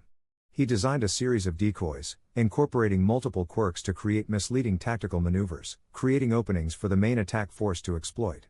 He was essential in the coordination of the entire strategy. The plan was ambitious, requiring flawless coordination and unwavering courage, but the Fellowship was ready. They were no longer just a collection of individuals, they were a unified force, bound together by a shared purpose and a belief in their ability to overcome even the most formidable foe. The days leading up to the confrontation were filled with intense training, rigorous preparations, and a shared sense of purpose that transcended the boundaries of their different worlds. The final strategy involved a three-pronged assault. First, Legolas would use his long-range attacks to weaken All for One from afar, using specially crafted arrows imbued with magical properties to disrupt All for One's ability to focus and absorb power efficiently. Second, Gimli and his elite Gondorian squad would launch a coordinated assault from the flanks, forcing All for One to split his attention and depleting his reserves. Finally, Deku, utilizing his knowledge of quirks and working in conjunction with Gandalf's magic, would use a series of decoys and distractions to create an opening for Aragorn to deploy the amulet, effectively neutralizing All for One's abilities. The strategy was ambitious, but it was based on a thorough understanding of All for One's powers and vulnerabilities. It relied on the unique abilities of each member of the Fellowship, highlighting the crucial importance of teamwork and collaboration. The combined intelligence gathering and strategic planning efforts of the Fellowship had yielded a plan that was not only ambitious, but also highly sophisticated and remarkably nuanced. It recognized the limitations of individual strengths and instead focused on creating a synergistic effect, ensuring that the whole was far greater than the sum of its parts. The weight of the world rested on their shoulders, but in the unity they found, they discovered a strength that defied even the darkest shadows. The unwavering resolve, the fierce determination, the bond forged in the crucible of their shared struggle, this was the true weapon that would determine the fate of Middle-earth. They were ready to face All for One, not just as individuals, but as a fellowship, a powerful alliance forged across worlds. Their differences were not barriers, but the very foundation of their strength, a testament to the unifying power of shared purpose. The dawn of the final battle was fast approaching, the fate of Middle-earth hung in the balance. Chapter 3, Journey to the Mine of Moria. The journey into the mines of Moria began not with a triumphant march, but with a hesitant step into oppressive darkness. The air, heavy with the scent of damp earth and something ancient and unsettling, pressed down on them, a tangible weight that amplified the already considerable burden of their mission. The entrance, a gaping maw in the mountainside, swallowed them whole, plunging them into a world devoid of sunlight and hope. The initial passage was relatively straightforward, a wide, roughly hewn tunnel that echoed with the sounds of their footsteps and the occasional drip of water. Even here, however, a palpable sense of unease settled over the Fellowship. The silence, broken only by their own breathing, felt pregnant with unseen things, with the whispers of forgotten ages. The sheer scale of the mine, the immensity of the darkness stretching ahead, was daunting. As they delved deeper, the tunnels narrowed, twisting and turning in a labyrinthine maze that tested their patience and resolve. The air grew colder, thicker with the smell of stagnant water and something akin to decay. The flickering light of their lamps cast long, dancing shadows that writhed and contorted, playing tricks on their eyes and minds. The claustrophobic nature of the passageways, the relentless pressure of the rock walls pressing in on them, began to take its toll. Even the stoic Gimli, accustomed to the confined spaces of dwarven halls, felt a creeping sense of dread. Aragorn, ever the leader, maintained a steady pace, his keen eyes scanning the surroundings, ever vigilant for any sign of danger. His experience in navigating treacherous landscapes proved invaluable, his knowledge of ancient paths and hidden dangers guiding them through the maze-like tunnels. He constantly adjusted their route, using his innate sense of direction to avoid potential pitfalls and dead ends. Legolas, with his enhanced senses, was the first to detect changes in the air currents, subtle shifts in temperature and humidity that betrayed the presence of hidden passages or unexpected hazards. His sharp eyes, accustomed to the subtle nuances of the forest, discerned details that escaped the others, helping to prevent them from falling into unexpected traps or straying onto dangerous paths. Frodo and Samwise, despite their lack of combat experience, proved their worth through their unwavering resilience and unwavering support of their comrades. Their ability to maintain morale in the face of the ever-present threat proved as valuable as any weapon. Samwise, with his down-to-earth demeanor and practical skills, made sure the group remained adequately supplied with food and water. Frodo, despite his internal struggles and the burden of the ring, kept a brave face, his determination a beacon of hope for the entire Fellowship. Deku, however, found himself challenged in a new way. His quirks, honed for open combat and swift movements, felt cumbersome and awkward in the confined spaces. His one-for-all, usually a source of explosive power, was restricted by the close proximity of the tunnel walls and his fellow travelers. The precision and control he possessed was made far more challenging in these narrow corridors. His usual agility seemed to shrink as he moved in the confined environment. The narrow passages forced a change in strategy, turning what would normally be Deku's greatest advantage into a significant obstacle. He attempted to use his black whip to probe the tunnels ahead, his fingers moving almost impossibly quickly, but the limited space restricted the range of his attacks. His analysis of this new environment became crucial. This was no longer a battlefield but a maze where a wrong step could have fatal consequences. One particularly treacherous passage required them to navigate a narrow chasm, a deep crevice that ran along the length of the tunnel. A single misstep could have sent them plunging into the darkness below. Deku, utilizing his enhanced reflexes and precise movements, helped to steady the others, his presence a critical element in ensuring their safety as they carefully crossed. Their progress was punctuated by occasional encounters with smaller, lesser creatures, monstrous cave spiders, their many eyes glittering in the dim light, and packs of goblins, their ragged clothing and vicious weapons a constant threat. These encounters, though dangerous, served to solidify the bond between the members of the Fellowship. Each battle tested their limits, forcing them to rely on one another for survival. The close quarters combat honed their abilities, as well as showing the effectiveness of their newly formed strategies. The dwarven knowledge, however, proved invaluable as they encountered ancient traps and puzzles hidden within the tunnels. Gimli's innate understanding of dwarven architecture and engineering allowed them to bypass many of these obstacles, his knowledge preventing them from triggering perilous mechanisms that could have collapsed the tunnels. His understanding of intricate mechanisms, gained over years of working within dwarven mines, proved essential. As they continued their journey, the darkness seemed to deepen, the air growing colder and more oppressive. The silence, once merely unsettling, now felt heavy, as if it were alive, pressing down on them with immense weight. The very rocks seemed to exude an aura of age and decay, the cold seeping into their bones, a feeling of immense age and ancient evil. Then, the sound came, a low, guttural growl that resonated deep within the earth, a sound that spoke of ancient evil and unimaginable power. It echoed through the tunnels, vibrating in their chests, a primal tremor that sent shivers down their spines. The air thickened with dread, a palpable fear that settled over them like a shroud. The seemingly endless tunnels felt even more constricting, each shadow stretching longer, the unseen dangers seeming closer. They had disturbed something ancient, something powerful, and they knew, with a chilling certainty, that their journey was far from over. The Balrogs were near. The confrontation loomed, a battle of unimaginable scale and power. The path ahead would test not only their physical strength but also their mental resilience, their collective resolve in the face of ancient evil. The oppressive darkness of Moria was not just a physical obstacle, it was a psychological battleground, testing the limits of the Fellowship's unity and their willingness to endure unimaginable horrors. The air grew heavy with the impending sense of doom. The final battle was approaching. The guttural growl echoed again, closer this time, a tremor that rattled the very stones beneath their feet. A chilling wind, smelling of sulfur and decay, whipped past them, extinguishing several of their lamps and plunging them into near total darkness. Panic threatened to overwhelm them, but Aragorn's calm voice cut through the fear.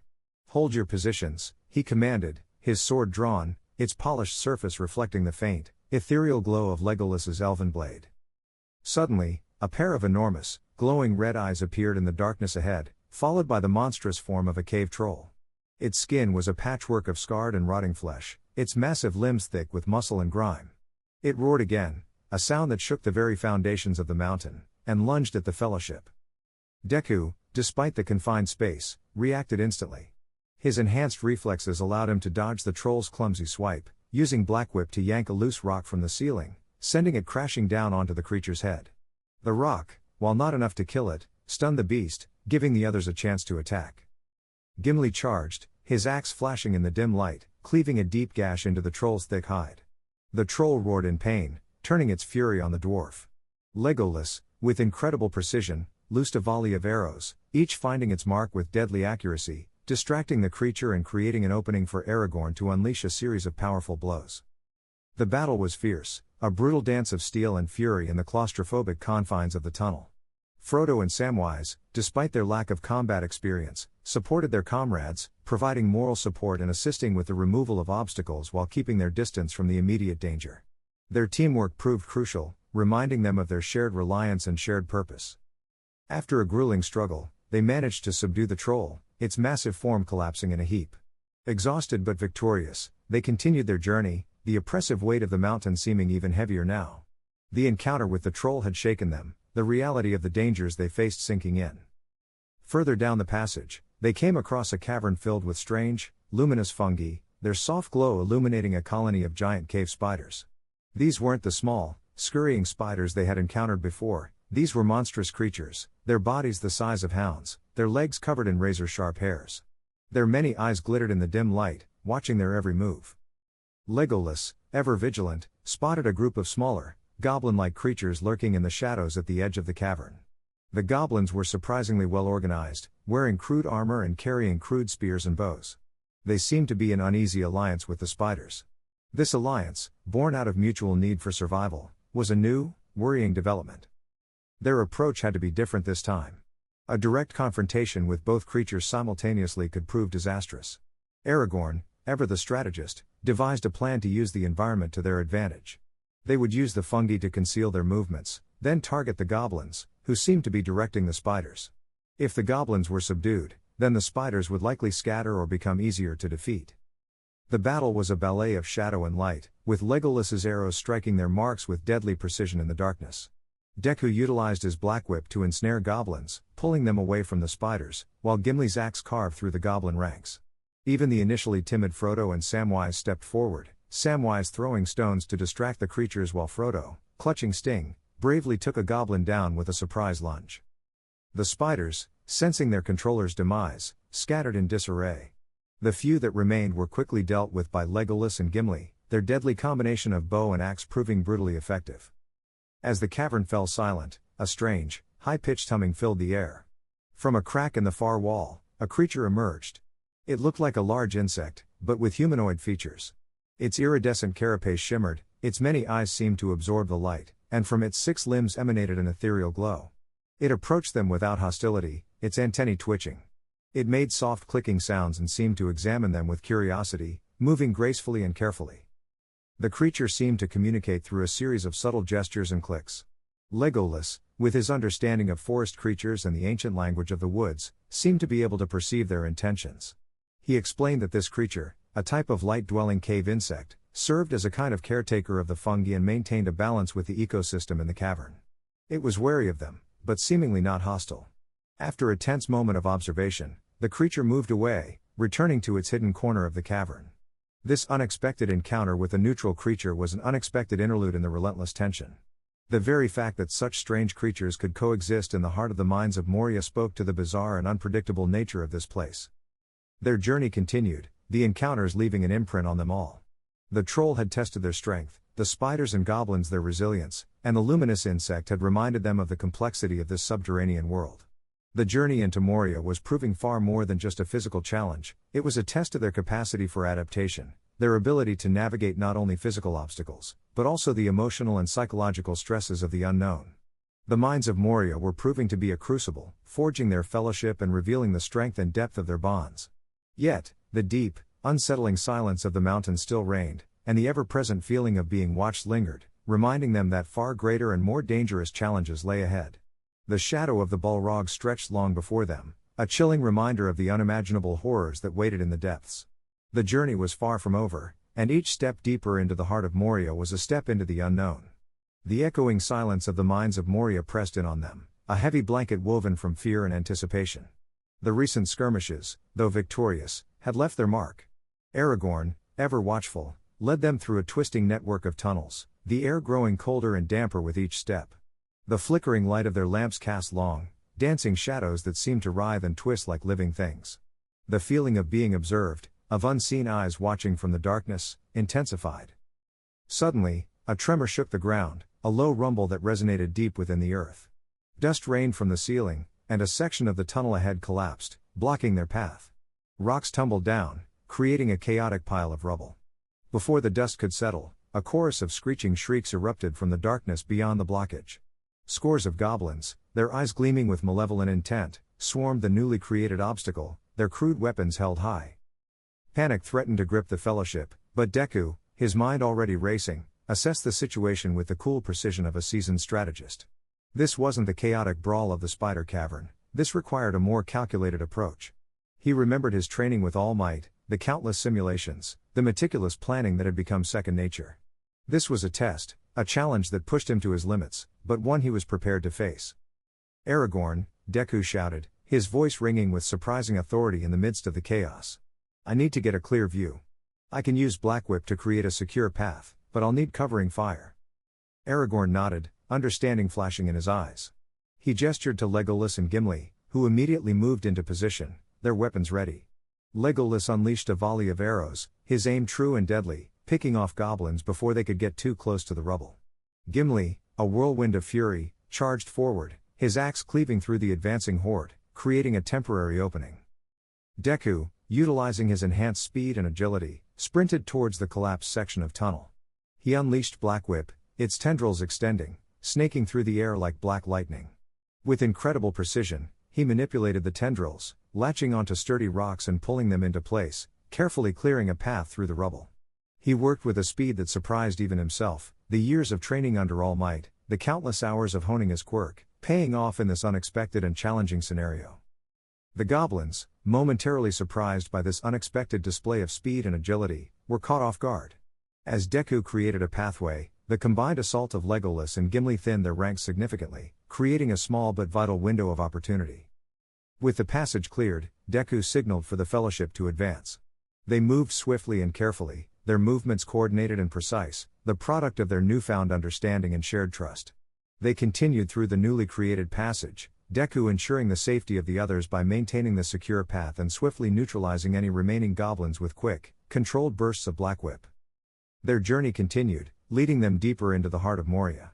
They navigated treacherous passages, encountered subterranean streams, and dodged collapsing rocks. Deku's enhanced senses, honed by years of training, proved invaluable, alerting them to dangers before they were even visible. His quick reflexes and tactical mind, akin to the strategic genius he had displayed in countless battles in his own world, became essential to the Fellowship's survival.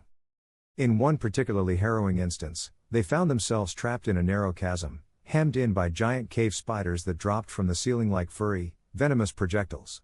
Again, Deku's strategic thinking saved the day. He used Black Whip to create a makeshift bridge across the chasm, allowing the others to cross safely while he held back the spiders, using his speed and agility to dodge their attacks and simultaneously using Black Whip to ensnare and fling the creatures away. He even managed to strategically weave some of the stronger strands of Black Whip to create a net, trapping several spiders while minimizing injury to his companions. This display of quick thinking and precise control of his quirk was a testament to his enhanced abilities. Later, they encountered a massive cavern, its ceiling lost in the darkness above. A monstrous creature, a Balrog's shadow, loomed large in their minds. The cavern was filled with echoing silence, punctuated only by the occasional drip of water, the creak of stone, and the frantic thumping of their hearts. The air was heavy with an anticipation that was far more terrifying than any physical threat. Aragorn urged caution. This was the point of no return. Beyond this point, the true horrors of Moria awaited. Deku, sensing the tension, spoke softly. "We've overcome far greater odds," he reassured his companions. "Together, we'll face this too. We have each other. That's our strength. Remember our training. We will face this with precision, not panic. Let's move as one." His words, a blend of calm assurance and quiet determination, resonated with the Fellowship. They were a team, bound together by their shared purpose and their mutual trust, their differences now blending together into a force far greater than the sum of its parts. Deku, the seemingly unlikely addition to this band of heroes, had become an integral part of their strength, his abilities and tactical mind proving indispensable. His quirks, his enhanced senses, his strategic mind, all honed to perfection through years of intense training in a world far removed from Middle-earth, provided an unexpected edge in their relentless fight for survival within the mines of Moria. The journey continued, each step forward a triumph over fear and doubt. Deku, combining his strategic brilliance with the unwavering courage of the Fellowship, became a beacon of hope in the oppressive darkness, his quiet determination fueling their relentless advance into the heart of Moria. The seemingly impossible challenges they faced became stepping stones on their perilous journey, each encounter forging a stronger bond between them and proving the unbreakable strength of their Fellowship. Their success was a testament not only to their individual prowess but also to their unwavering unity and unwavering belief in each other, a unity that transcended worlds and proved to be their greatest weapon. The shadow of the Balrog loomed large, but their resolve was even larger, fueled by the knowledge that even against unimaginable odds, together they could face any challenge. Their journey had become a testament to the power of unity, a testament to the power of friendship, a testament to their indomitable spirit. The depth of the mines of Moria seemed limitless, yet so too was the depth of their bond. The darkness was profound, yet the light of their courage shone even brighter. The cavern air hung heavy with the scent of damp earth and something else, something ancient and unsettling that clung to the back of the throat like a phantom cough. The echoing silence, broken only by the occasional drip of water, pressed down on them, a suffocating weight that mirrored the grief beginning to settle in their hearts. They had lost one of their own.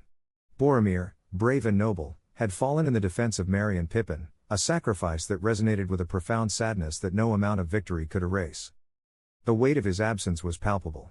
Legolas, usually so quick with a jest or a sharp remark, moved with a somber quiet, his usually bright eyes shadowed with a deep sorrow. Gimli, the boisterous dwarf, kept his axe close, his normally cheerful demeanor replaced with a grim determination. Even Aragorn, stoic and resolute, carried a burden in his eyes, a weariness that spoke of battles fought and losses endured. Deku felt the weight of it too, a foreign grief that resonated deep within his soul. He had seen loss before, in his own world, but this felt different. This was a loss shared, a wound that cut through the fabric of their fellowship. He had lost people before, classmates, friends, mentors, but the stark reality of death in this world, the harsh, unforgiving nature of Middle-earth, hit him with the force of a physical blow. He hadn't known Boromir for long, yet the bond they had forged in their shared struggles was undeniable. He mourned the loss of a friend, a comrade, a brave warrior whose sacrifice had saved others. It was a profound and overwhelming experience that he had never anticipated.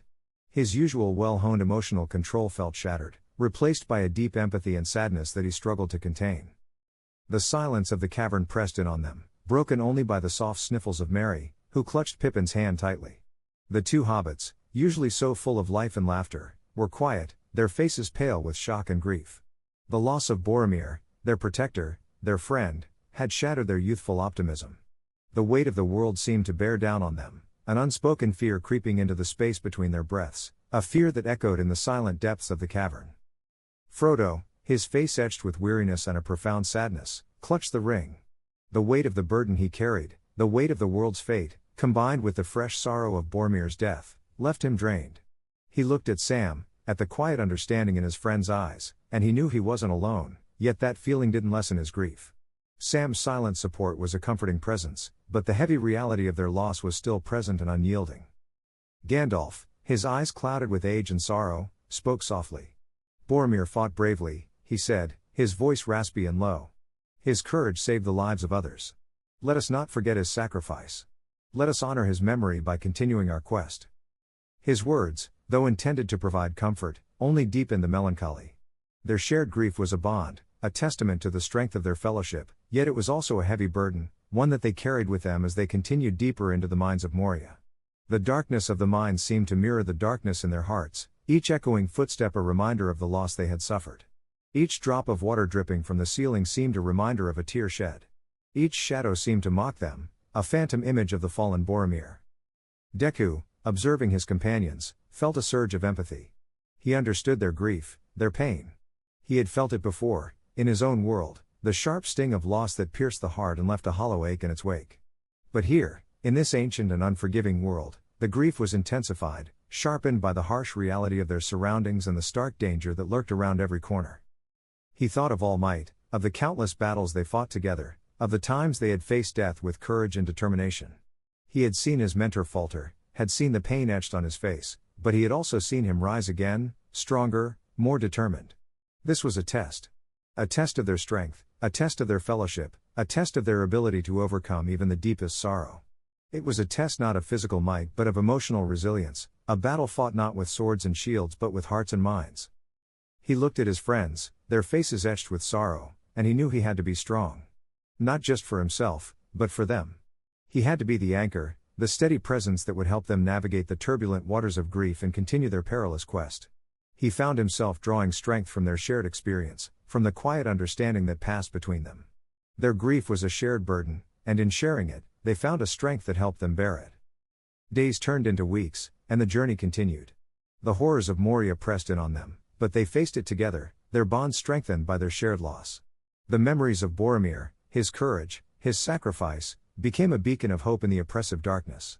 They did not forget him, but they resolved to continue his legacy, to fight for the very things he had fought for, to honor his sacrifice with every step they took. The emotional scars remained, a constant reminder of their journey's cost. Yet they learned to carry it, to move forward, even as the echo of their loss lingered in the air. The fellowship, forged in the fires of adversity, became unbreakable, a testament to the strength of their unity. They marched onward, their hearts heavy with grief, but their spirits unyielding. In the heart of Moria, surrounded by the darkness, they found a strength that transcended their physical limitations, fueled by their commitment to each other, to their mission, and to the memory of their fallen comrade. The journey through Moria continued, but the landscape was no longer just a series of treacherous tunnels and terrifying creatures. It was a journey through grief, a pilgrimage through sorrow, a testament to the human spirit's resilience. The darkness of the mines reflected their internal struggles, yet the light of their shared sorrow illuminated their bond, forging it into something stronger, more resilient, and more profound. Each step forward was a victory, not just over the physical obstacles before them but over the emotional turmoil within them. They were a fellowship broken, yet unbroken, their spirits forged in the fires of loss and grief. They learned that even in the deepest darkness, the bonds of friendship and shared purpose could provide the light to guide them toward their goal. The path remained arduous, but the fellowship continued on, stronger and more united than ever before. Their journey had become a profound exploration not only of the depths of Moria but also of the depths of their own hearts. The air grew thick with the stench of decay as they plunged deeper into the mines of Moria. The flickering light of Gandalf's staff cast dancing shadows on the damp walls, revealing grotesque carvings and unsettling inscriptions that seemed to writhe in the dim light. The silence, once a heavy blanket, was now punctuated by the drip, drip, drip of water, a relentless rhythm that grated on their nerves. The oppressive weight of the mountain pressed down on them, a suffocating pressure that seemed to amplify the grief still clinging to their hearts. Suddenly, a tremor shook the ground, sending loose rocks tumbling down from the cavern ceiling. The earth groaned, a deep, guttural sound that spoke of something vast and ancient stirring beneath their feet. Screams echoed through the tunnels, the screams of orcs. A horde of them, their eyes gleaming with a feral hunger, surged from the shadows, their crude weapons raised high. The battle was brutal, a whirlwind of steel and magic. Aragorn, his face grim, moved with the grace of a seasoned warrior, his sword a blur of motion, cutting down orc after orc with deadly precision.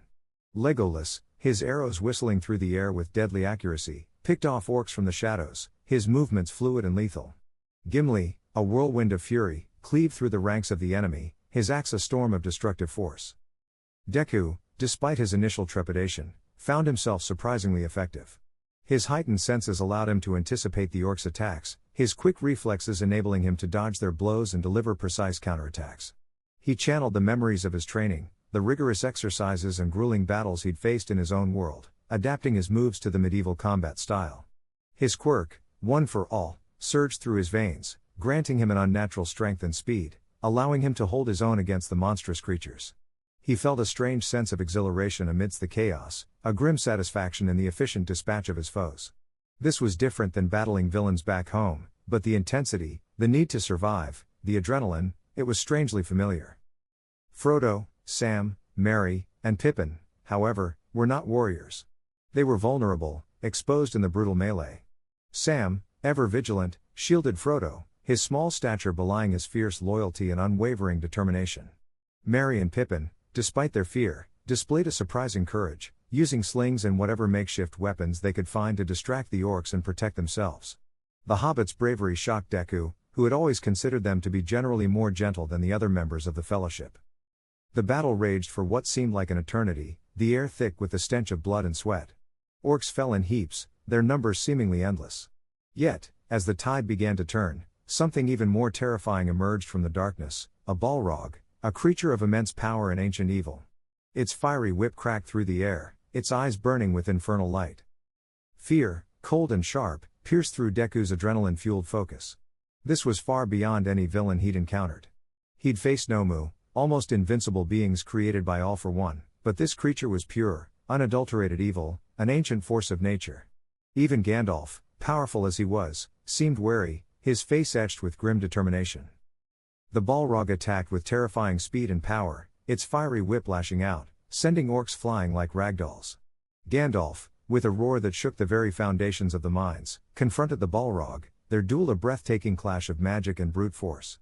The air crackled with energy, the ground trembled with each impact, the cavern walls echoing with the thunder of their battle. The battle between Gandalf and the Balrog bought the Fellowship precious time, a fleeting moment amidst the chaos. Aragorn seized the opportunity, barking orders, leading the others in a desperate flight through the labyrinthine tunnels.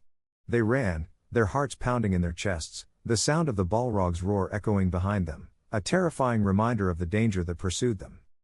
The escape was a harrowing race against time, a desperate struggle through narrow passages and treacherous chasms.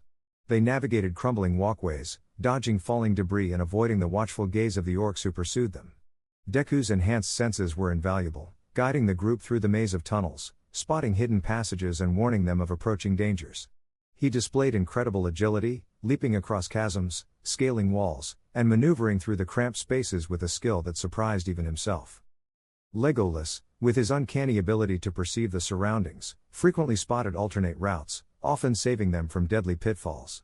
Gimli's strength proved essential in clearing blockages and creating paths, his axe shattering through the rock with powerful blows. Aragorn's leadership was indispensable, his sharp eye for danger keeping them on course, and his unwavering courage inspiring them to keep moving forward despite the overwhelming fear. Frodo, Sam, Merry, and Pippin, exhausted and terrified, clung to their companions, their small bodies jostling in the chaos, a fragile yet essential element in this powerful force fleeing the darkness. The hobbits surprisingly held their own despite their vulnerable position, constantly pushing forward fueled by a desperate survival instinct. Their resilience proved to be an integral part of their escape, their determination an unforeseen source of strength. The sound of the Balrog's pursuit grew fainter as they ventured deeper into the intricate network of tunnels. The echoing sounds of their pursuers slowly faded into the vastness of the tunnels, creating a false sense of hope that filled them with an overwhelming sense of relief. They had escaped the immediate danger, but the escape felt far from over. Every echoing footstep, every creak of the earth, served as a chilling reminder of the dangers lurking in this dark, unforgiving place. The weight of their shared experience hung heavy in the air. The battle, the escape, the sheer terror they had faced, it had forged a bond between them stronger than any forged in the fires of friendship alone. They had faced death and escaped, their resilience, their unity, had been tested and proven. They were broken, wounded, exhausted, but they were still together, and that was what mattered. They emerged into a vast cavern, a sudden expanse that filled them with a mixture of awe and trepidation. They were not safe yet, but for now, they were free, and the hope of ultimate escape flickered within their weary hearts. Their perilous journey was far from over, yet the shared triumph of their escape instilled in them the renewed resolve to continue their quest. They had escaped the mines of Moria, but the shadow of the Balrog, and the memory of their losses, still lingered like a phantom pain. The fight was far from over, but for now, they had survived. Chapter 4, Lothlorings Healing. The air, thick with the scent of pine and damp earth in Moria, was replaced by a fragrance entirely different, sweet, floral, and impossibly clean. The Fellowship emerged from the oppressive darkness of the mines into a world bathed in the soft, ethereal glow of the Lothlorien twilight. Towering trees, their leaves shimmering with an inner light, formed a natural cathedral, their branches intertwining to create a living canopy overhead. A crystal-clear river snaked through the forest, its surface mirroring the sky, its gentle murmur a soothing balm to their frayed nerves. The Galadrim, the elves of Lothlorien, welcomed them with a grace and kindness that felt almost unreal after the brutality of Moria. They were led to a secluded clearing, where a cluster of elegantly crafted elven dwellings nestled amongst the trees.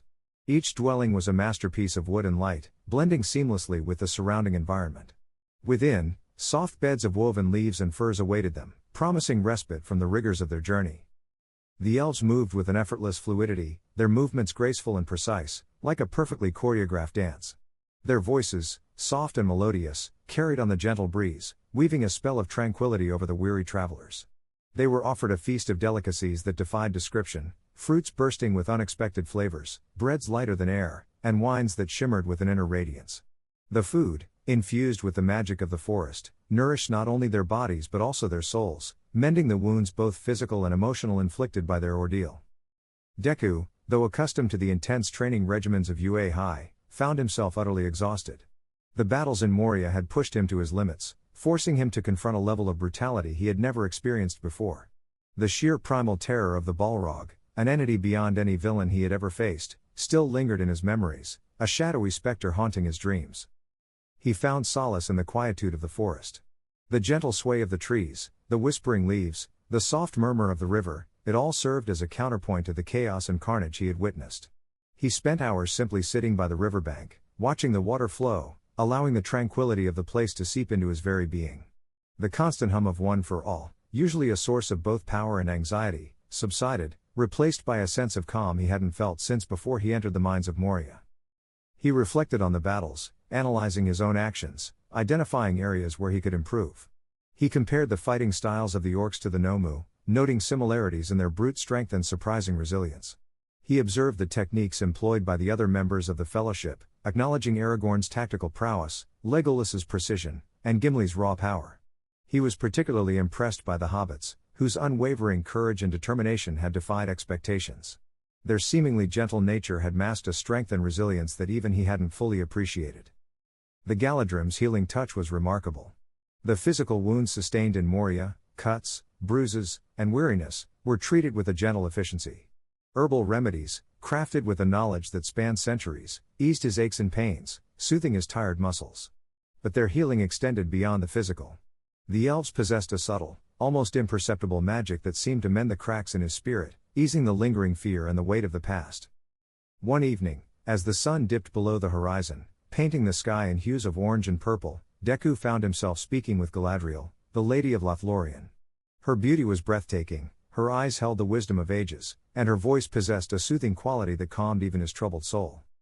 The mines of Moria were a harsh trial, Galadriel said, her voice a gentle whisper carried on the breeze.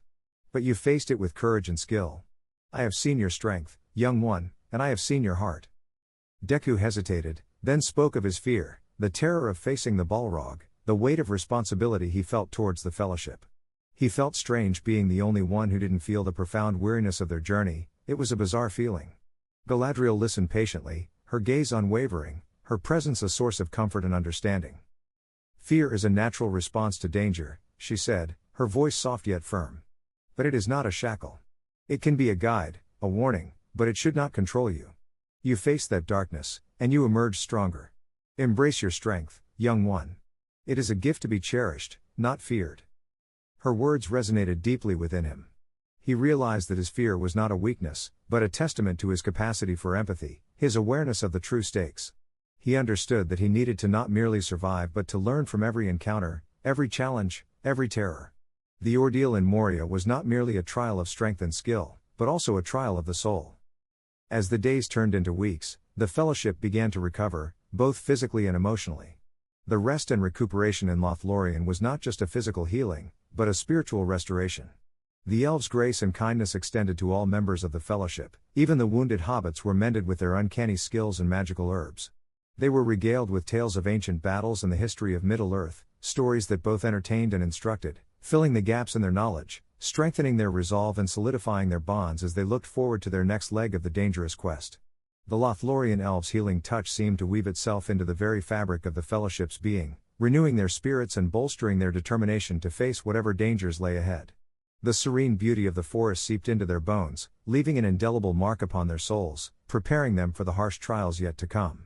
The time spent in Lothlorien was a moment of pause, a brief respite in a long and arduous journey, a balm to their battered spirits and a reminder that even in the darkest of times, hope and healing can be found.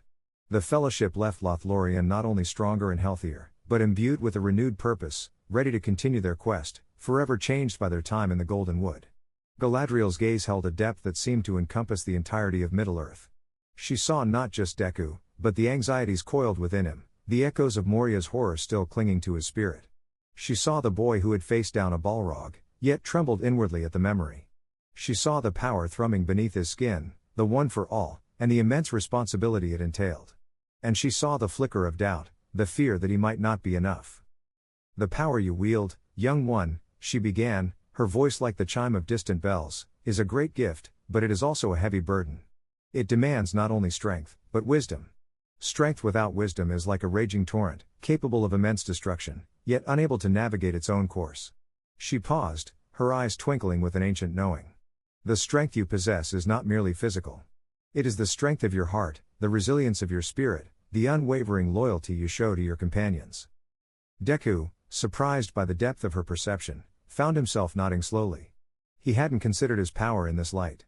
It wasn't just about raw strength, about the number of quirks he could wield, or the raw power behind one for all, but also about his unwavering resolve. It was about his willingness to face anything for his friends, for the greater good. The strength he possessed was intrinsically linked to his desire to protect those he cared about. The Balrog, it was terrifying, Deku confessed, the memory bringing a fresh wave of unease. Something unlike anything I've ever encountered at UA. The sheer scale of its power, the darkness it embodied, it shook me to my core. Galadriel smiled gently. Darkness is an unavoidable part of this world, young one, just as light cannot exist without shadow. But fear of darkness does not diminish its power, nor does it prevent its return. What matters is your response. To shrink from the shadows only makes them grow larger. It is in confronting them that we truly find our strength. She leaned forward, her voice dropping to a near whisper. The true test is not the avoidance of darkness, but the unwavering light you carry within you. Deku pondered her words, their implications resonating deeply. It was a perspective he hadn't considered. At UA, the focus was primarily on defeating villains, on mastering one's quirk, but Galadriel's wisdom extended beyond the battlefield. It was about understanding the very nature of conflict, of confronting one's own fears, and finding the strength to persevere. It was a lesson that transcended the physical realm, reaching into the very core of his being. You spoke of responsibility, Galadriel continued, her eyes now gazing out across the tranquil river, the weight of the world, as it were, upon your shoulders. That weight can crush even the strongest spirit if it is not managed correctly. It is not a burden to be carried alone, but a responsibility to be shared. She gestured subtly towards the others resting amongst the trees. Look at your companions, young one. Each carries their own burdens, their own fears. Yet they walk alongside you, supporting you, trusting in your strength. Their trust is a testament to the light you shine, a reassurance that even in the face of overwhelming darkness, you will not falter. Remember that, Deku. Their faith is an anchor against the storms of fate. This resonated powerfully with Deku. He thought of Frodo, burdened by the One Ring, of Sam's unwavering loyalty, of Aragorn's leadership, of Legolas's precision and Gimli's unwavering strength. Each faced their own unique challenges, their own moments of doubt, yet they persevered, together. Their combined strength, their shared burdens, were what had carried them this far. The path ahead will be long and arduous, Galadriel continued, her voice regaining its melodious strength. You will face trials far greater than those in Moria. But fear is not your enemy, Deku. Your enemy is the darkness that seeks to consume you, the doubt that seeks to undermine your resolve. Embrace your fears, learn from them, allow them to strengthen you. It is not enough to simply defeat the enemies you face, you must also defeat the darkness within yourself. She paused, letting her words hang in the air. The setting sun cast long shadows across the clearing, bathing the scene in an ethereal glow. Then, with a gentle smile, she added, remember the strength that lies within you, the strength that binds you to your companions. And remember this, young one, even the smallest spark of light can illuminate the darkest night. Deku sat for a long time after Galadriel left, pondering her words. He had received profound insights that went far beyond any training exercise he had ever undertaken at UA. Galadriel's wisdom wasn't about mastering a particular fighting technique, but about mastering oneself, about finding strength not only in one's power, but in one's spirit, in one's resilience, and in the bonds that connected him to his friends. He realized that his training at UA, though rigorous, had focused primarily on the physical and technical aspects of heroism. Galadriel's insights provided him with a much-needed perspective, a deeper understanding of the emotional and spiritual dimensions of being a hero. He saw how his own internal struggles mirrored the struggles faced by the other members of the Fellowship. The challenges they faced were not simply physical battles, but internal ones as well. He thought about All Might's teachings, about the importance of courage and selflessness. Now, he understood these concepts on a much deeper level. It wasn't enough to simply want to save people, it was about understanding the depth of their suffering, the weight of their burdens, and providing support and guidance beyond just physical intervention. It was about recognizing the strength and courage in others, and empowering them to face their own challenges. The days that followed were filled with a quiet intensity. Deku spent time with each member of the Fellowship, not just training or strategizing, but listening. He listened to the weariness in Sam's voice as he recounted his worries for Frodo, the quiet grief in Merry's eyes as he reflected on the losses they had suffered. He listened to Aragorn's anxieties as he contemplated the battles to come, to Legolas's quiet contemplation of the forest's ancient magic, and to Gimli's gruff but sincere concern for his friend's well-being. Through these quiet conversations, he found a new depth to his understanding of his role within the Fellowship, a new appreciation for the strength and resilience of his companions. The time in Lothlorien became more than just a period of rest and recuperation, it became a time of profound self-discovery. Deku's interactions with Galadriel, his quiet reflections, and his deepening bonds with his companions transformed him. He left Lothlorien not just physically healed, but spiritually strengthened, prepared to face the challenges ahead with a clarity and resolve he had never possessed before. He carried with him not just the memory of Galadriel's wisdom, but the profound understanding that true strength resided not only in the power he wielded, but in the unwavering light he carried within his heart, a light fueled by courage, compassion, and the bonds of friendship. The journey to Mordor would be perilous, but Deku knew, now more than ever, that he was ready. He was ready to face the darkness, not merely to survive, but to triumph, guided by the wisdom of Lothlorien and the enduring strength of his own spirit. The days in Lothlorien, though filled with the soothing balm of the elven realm, were far from idle. While the physical wounds of Moria healed under the attentive care of the elves, a deeper, more insidious threat lingered, the shadow of All for One. Galadriel, with her millennia-old wisdom and uncanny perception, possessed a unique understanding of the looming darkness. She didn't merely sense the presence of evil, she saw its intricate machinations, its insidious tendrils reaching across Middle-earth, twisting events to its nefarious purpose. One evening, as the fellowship gathered around a crackling fire, the air thick with the scent of wood smoke and the gentle hum of elven magic, Galadriel shared her insights. Her voice, usually melodious and calming, held a note of grave concern. The darkness that threatens Middle-earth is not simply a brute force, a mindless tide of evil, she began, her eyes reflecting the flames, but a cunning strategist, a master manipulator. All for One. His plans are intricate, woven with threads of deception and betrayal. She spoke of visions she'd seen, fleeting glimpses into All for One's machinations. She spoke of shadowy figures moving in secret, whispers of alliances forged in darkness, and a growing network of influence that snaked through the lands, corrupting minds and twisting hearts to his will. It wasn't merely an army he was amassing, but a web of deceit, a carefully constructed tapestry of chaos meant to unravel Middle-earth's defenses. She described his capacity for adapting and learning, for absorbing powers and bending them to his will, his near omniscience concerning their movements, and how this posed a significant threat. Deku, ever the diligent student, listened intently. The images that flashed in his mind as Galadriel spoke mirrored his own battles against All Might. But this wasn't just a fight, this was something far larger, a systematic takeover. He questioned the ways in which All for One's knowledge of their situation could be used to their detriment. The idea of such vast, calculating evil terrified him. He saw All for One not as a simple antagonist, but as a sophisticated puppet master pulling strings from the shadows, manipulating entire nations and individuals for his own selfish gains. It was a level of threat far exceeding anything he'd faced at UA, where villains were often motivated by immediate gratification or personal vendettas. This enemy was playing the long game, a game of power and manipulation, and the stakes were the fate of Middle-earth itself. Frodo, burdened by the weight of the One Ring, felt a fresh surge of anxiety. The ring's influence magnified the fear, twisting it into a tangible dread. He wondered if All for One's power somehow extended to the ring itself, if the Dark Lord's abilities could somehow manipulate or corrupt its influence. He voiced this concern to Galadriel. Galadriel listened patiently, and after a thoughtful silence, responded in a somber tone. The One Ring is a potent artifact, a focus of immense power, she said, her voice low, but it is not invincible. All for One's power is certainly considerable, but the ring's inherent nature, its deep connection to the source of all evil, presents a unique barrier. He may seek to control or exploit its power, but to truly command it, that is a feat beyond even his capabilities. This brought slight reassurance to the young hobbit. If it were possible for even the seemingly omnipotent All for One to fail at such a task, then maybe they had a chance. Aragorn, the future king, focused on the strategic implications of Galadriel's revelations. He was a skilled tactician, trained in the arts of war, but All for One presented a challenge unlike any he had encountered. He understood the importance of anticipating his enemy's moves, but this opponent seemed to operate on a level beyond traditional military strategy. His knowledge of their movements raised concerns regarding their safety. He saw the need for a shift in their tactics, a move away from direct confrontation towards a more subtle, more evasive approach. Legolas, with his keen perception, focused on the details that others might miss. He saw in Galadriel's visions not just the broad strokes of All for One's plans, but the subtle nuances, the intricate patterns of deceit and manipulation. The elf's enhanced senses aided him in the detection of even the smallest details, and he noticed how the movements of All for One's followers seemed carefully coordinated, almost orchestrated. He proposed the use of cloaking spells to circumvent detection by the enemy.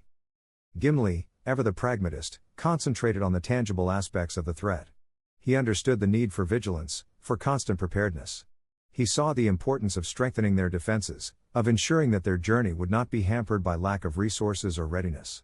He expressed the necessity of forging better weapons, of acquiring more supplies, and of training harder to better prepare themselves for the battles that lay ahead.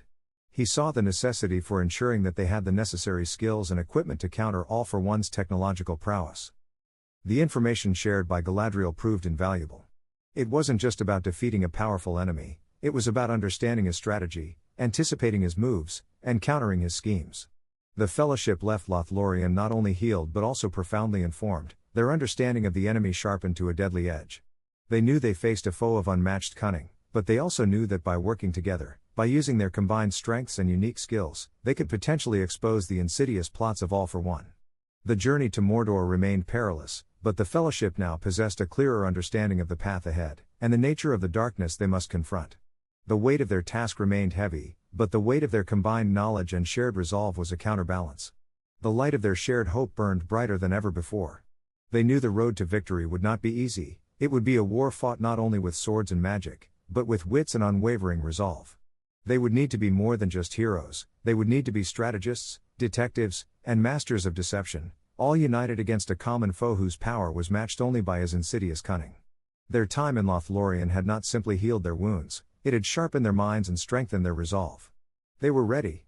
The days following Galadriel's revelation were a crucible, forging the Fellowship into something stronger than the sum of its parts. The initial shock had given way to a grim determination, a shared understanding of the monumental task ahead. Lothlorien, with its ethereal beauty and calming magic, provided not just physical healing but a space for introspection and the strengthening of bonds. Deku, despite his initial apprehension at the scale of All for One's machinations, found himself surprisingly at ease within the Fellowship. His inherent empathy, honed through years of striving to understand and connect with others, allowed him to bridge the cultural and experiential gaps between the members. He listened intently to their stories, their anxieties, and their hopes, offering words of encouragement and unwavering support. His quiet strength, his unwavering belief in the power of teamwork, resonated deeply with the others.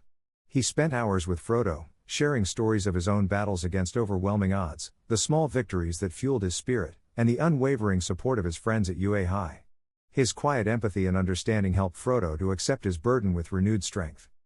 Frodo, in turn, found solace in Deku's unwavering optimism. The weight of the One Ring was a constant, gnawing pressure, but Deku's presence, his quiet determination, served as a beacon of hope in the darkness. He started opening up to Deku, sharing the nightmares that plagued his sleep, the doubts that crept into his mind. He found in Deku's earnest and determined eyes a reflection of his own struggle, a reassurance that he was not alone in this fight. He started sharing his anxieties, the constant fear that the ring would corrupt him and the intense burden of his responsibility.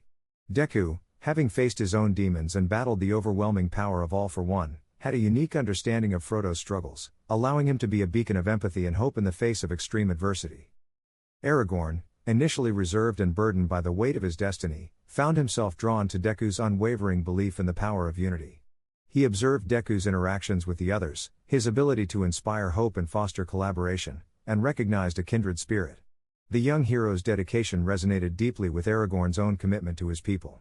They spent hours discussing strategy, Aragorn sharing his knowledge of warfare and tactics, Deku offering insights into unconventional methods born from his experience with quirk-based combat.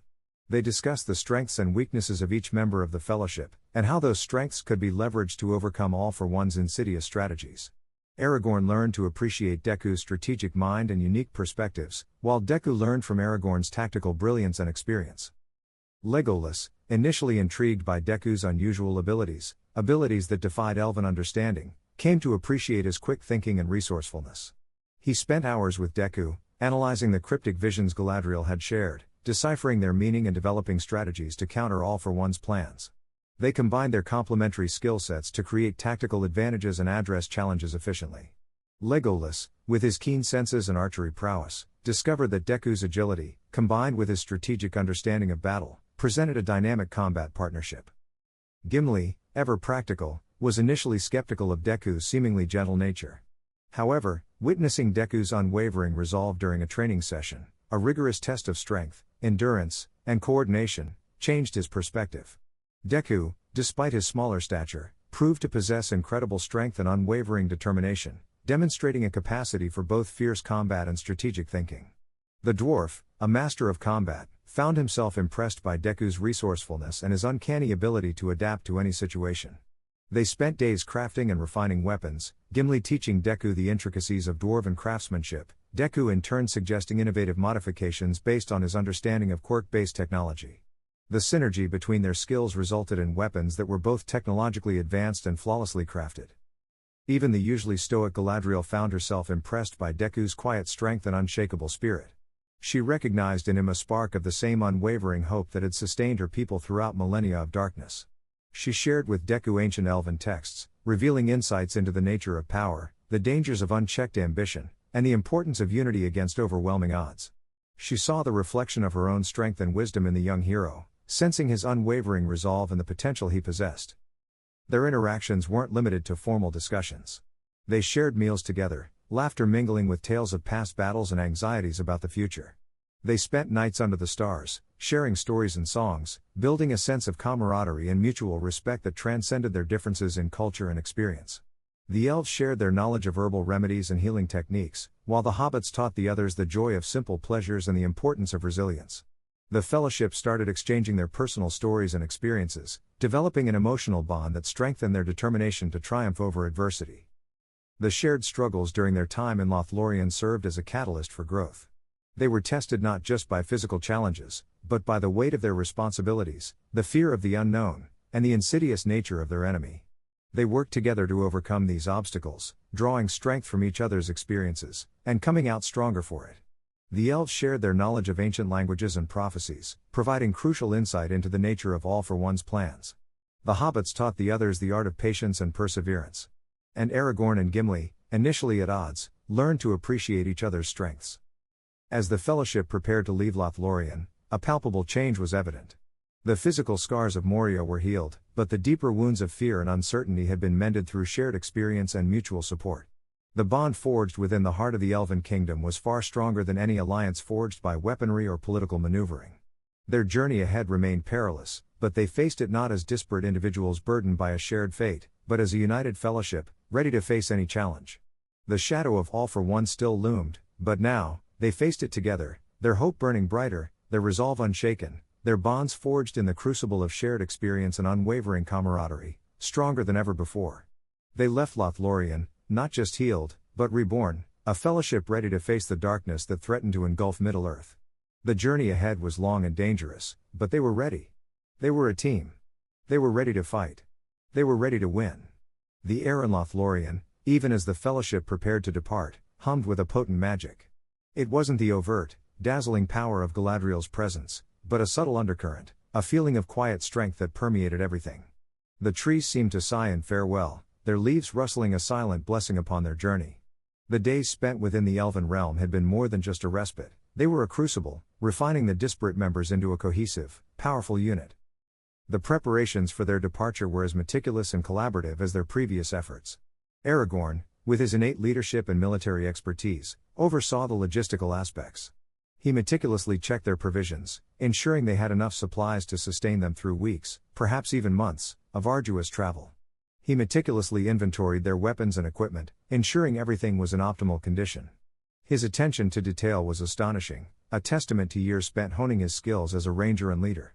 He was the kind of leader who would not only chart the course but would ensure everyone had a compass to follow. Gimli, with his dwarven practicality and unparalleled craftsmanship, was indispensable in this process. He inspected their weapons with a critical eye, sharpening blades, reinforcing hilts, and ensuring that every piece of equipment was ready for the rigors of the journey ahead. He had spent the last few days working alongside Deku, their collaboration forging a unique synergy. The dwarf's mastery of metallurgy had blended seamlessly with Deku's innovative use of quirk-enhanced technology. Together, they had reforged several of the Fellowship's weapons, incorporating lightweight but incredibly strong alloys, and enhancing their durability and efficiency.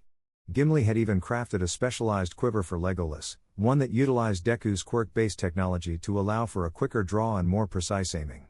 The product of their collaborative efforts was astounding, showcasing not only their individual skills but also their ability to complement each other's strengths.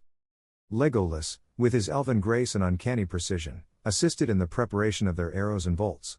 He meticulously fletched and sharpened each arrow, ensuring they could fly with deadly accuracy. His innate connection with nature allowed him to identify and select the best materials, meticulously crafting arrows that were both swift and deadly. He spent hours alongside Deku, their shared understanding of strategy and tactics translating into the enhancement of their weaponry. Legolas focused on the perfection of the physical aspects of the arrows. Deku, using his knowledge of explosive materials and precision manipulation of his quirks, helped him weave in small but significant enhancements. The combination resulted in arrows with exceptional range, accuracy, and devastating power. Frodo, despite the constant burden of the One Ring, played his part. He meticulously packed the supplies, organizing the food, water, and medicinal herbs with a quiet efficiency. His careful attention to detail, previously unnoticed, now emerged as a valuable asset to the team. He was the silent pillar of support, attending to the day-to-day tasks with a calm demeanor that grounded his team during periods of intense strategizing. His careful organization helped the team remain prepared and capable of moving forward even under immense pressure. He quietly contributed, his strength and determination growing with each contribution. Samwise Gamgee, ever loyal, assisted Frodo in his tasks, his cheerful demeanor a counterpoint to the gravity of their mission. He ensured that the camp was always organized and clean, his practical skills a welcome addition to the Fellowship's efforts. He was the heart of the team, his undying loyalty and steadfast optimism providing solace and hope. His humor and relentless optimism acted as the glue that held the team together, his resilience mirroring that of the entire team. He was more than just a gardener, he was the embodiment of the Fellowship's spirit, the unwavering belief in hope and in their cause. Merry and Pippin, although initially more of a comic relief, proved their worth in surprisingly practical ways. Their knowledge of local plants and herbs, picked up during their time in the Shire, proved surprisingly useful, providing additional medicinal supplies for the group. They were able to identify and gather various herbs that were not only edible, but contained medicinal properties. Their abilities extended to more than mere foraging. They were able to provide insights and information concerning terrain and climate as well. Their knowledge of the landscape made them crucial in strategic planning. Deku, armed with his notebooks, analyzed Galadriel's cryptic warnings and Legolas's observations. He used his quirk analysis skills to pinpoint potential weaknesses in All for One's expected strategies. He created several detailed simulations on his tablet, visualizing potential battle scenarios and adapting their tactics accordingly. He meticulously documented their progress, noting their strengths and weaknesses as a team. The insight he provided into unconventional attack and defense strategies was revolutionary, enabling the group to develop novel methods that would exploit the enemy's weaknesses. He devised small, but ingenious, additions to their equipment, utilizing his quirk to enhance their functionality and durability. He was especially focused on optimizing their communication. He designed a small, lightweight communication device, utilizing his quirk to enhance the range and clarity of the signals. This device would allow them to communicate with each other even across significant distances, providing a crucial advantage in the field. It was a vital piece of equipment, capable of bridging gaps in communication and enabling rapid tactical decisions. This device was a testament to Deku's ingenuity and dedication to the success of the mission. His quiet determination and willingness to contribute showcased his invaluable role within the Fellowship. Beyond the practical preparations, there was a deeper level of preparation underway. The shared experiences in Lothlorien had forged a bond between the members, a bond stronger than any physical preparation could ever achieve. They had shared laughter and tears, fears and hopes, creating an unbreakable connection that would serve as their bedrock during the difficult times ahead. The quiet moments of shared conversation, the songs sung under the stars, the tales shared around a crackling fire, these had become the glue that held the Fellowship together. The evening before their departure was marked by a quiet solemnity. They gathered by the river, the silvery light of the moon painting the water with a magical glow. They shared one last meal together, a simple repast of elven bread, roasted meats, and fruit, yet it felt like a sacred ritual, a final communion before embarking on their dangerous quest. The air was filled with a sense of shared purpose, a quiet confidence that had replaced the earlier uncertainty. Their spirits were not merely healed, they were tempered in the heart of Lothlorien, made stronger, more resilient, and more determined than ever before. As they prepared to depart, Galadriel emerged, her presence radiating quiet strength and wisdom. She presented each member with a small gift, a token of her blessings and support. To Deku, she gave a small, intricately carved wooden box containing a single, powerful elven rune, a symbol of protection and resilience. The rune pulsed with a faint, ethereal light, resonating with Deku's own innate power. It was a symbol of her belief in his strength and potential. It was a reminder of the power of hope, the quiet strength of the human spirit. The journey ahead remained daunting, filled with unknown perils and insurmountable obstacles. Yet, as they set out from the ethereal beauty of Lothlorien, the Fellowship carried with them not only the supplies and strategies they had carefully prepared, but also a bond forged in the heart of the Elven realm, a bond that would prove to be their greatest weapon in the battle against the looming shadow of All for One. They were ready. They were united. They were a fellowship, stronger than the sum of their parts, and ready to face whatever challenges lay ahead. Their journey had just begun. Chapter 5, The Paths of the Dead. The air grew cold, the ethereal beauty of Lothlorien fading behind them like a dream. The forest's gentle embrace gave way to a stark, unforgiving landscape. Before them lay the paths of the dead, a name whispered in hushed tones, a place of dread and despair. The very ground seemed to hum with a malevolent energy, a chilling resonance that seeped into their bones. Even Aragorn, with his years of experience traversing dangerous territories, felt a prickle of unease. This was no ordinary path, it was a journey into the heart of shadow. The initial descent was treacherous. Loose scree cascaded beneath their feet, threatening to send them tumbling into the chasm. The path itself was barely visible, a narrow, winding track that snaked through the jagged, skeletal remains of ancient mountains. The air grew thin, the silence broken only by the occasional, ominous groan of the earth beneath their feet. The weight of their mission pressed down upon them, a physical burden almost as heavy as the supplies they carried. Frodo, burdened by the ring, stumbled more than once, his breath catching in his throat. Samwise, ever vigilant, was by his side, offering support and words of encouragement, his usual cheerfulness tempered by the oppressive atmosphere. The ring's influence was subtle yet pervasive, a whispering voice that gnawed at their minds, attempting to sow seeds of doubt and despair. Even the indomitable spirit of Samwise felt strained beneath its insidious pressure. Legolas, his keen elven senses attuned to the subtle shifts in the environment, detected the presence of something unseen, something malevolent that lurked in the shadows. He moved with an almost ethereal grace, his movements fluid and silent, his eyes scanning the surrounding darkness, ever watchful, ever alert. His arrows were nocked, his bow held ready, his senses honed to a razor's edge. The silence seemed to amplify, enhancing the tension and the palpable sense of danger. Gimli, his axe held firmly in his grasp, remained stoic and watchful. The darkness did not faze him, the mountains felt somehow familiar to the dwarven warrior. The echoing silence was unsettling though, a stark contrast to the bustling minds he was accustomed to. He felt the weight of the unspoken history of this place, the ghostly presence of those who had walked this path before. The weight of those who had perished. Deku, despite the physical challenges, found himself grappling with a deeper, more internal struggle. The paths of the dead weren't simply a physical obstacle, they were a mirror reflecting his deepest fears. Memories surfaced, the fear of failure, the pressure of expectation, the constant struggle to live up to the legacy of All Might. The silent, oppressive atmosphere intensified his internal turmoil, amplifying his insecurities and self-doubt. He clutched the elven rune Galadriel had given him, the faint warmth a small comfort in the chilling cold. He pulled out his notebook, attempting to channel his anxieties into tactical analysis, sketching potential threats based on the landscape and his intuitions. This was the only way he knew how to cope with his fears, analyzing them and preparing for them, creating a strategic approach to fight back against the darkness within and without. The path continued its relentless descent, the ground becoming increasingly treacherous. They encountered narrow ledges, sheer drop-offs, and precarious bridges that threatened to collapse under their weight. The constant threat of a fall added another layer to the already oppressive atmosphere. Each step was a calculated risk, every movement requiring absolute focus and coordination. The physical exertion and the mental strain took its toll. Exhaustion gnawed at their resolve, pushing them to their physical and emotional limits. Merry and Pippin, ever resourceful, utilized their knowledge of botany to identify herbs and plants that could be used to alleviate fatigue and provide a sense of warmth. They collected them meticulously, their practical skills proving invaluable during this challenging journey. Their cheerful nature offered a brief respite from the weight of their task, their courage echoing in the silent landscapes. Their ability to find moments of levity and resilience showed just how vital their friendship was to the group. Aragorn, ever the astute leader, maintained order and direction, keeping their spirits high, reminding them of their shared purpose, their unwavering resolve. He understood the psychological toll the paths were taking on each of them, reminding them of their resilience, of their ability to overcome the challenges that awaited them.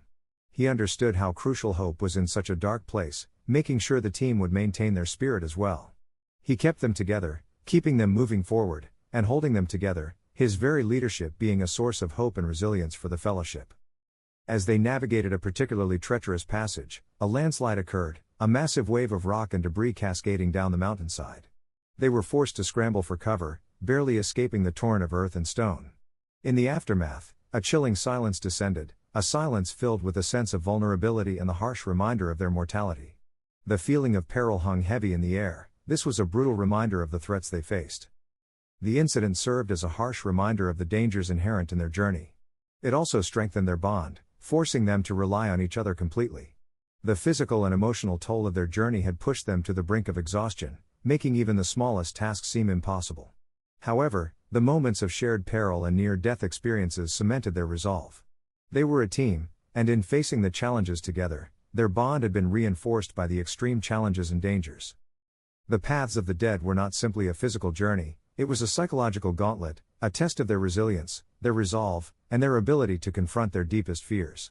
The darkness was not merely external, it echoed within each of them, amplifying their insecurities and doubts.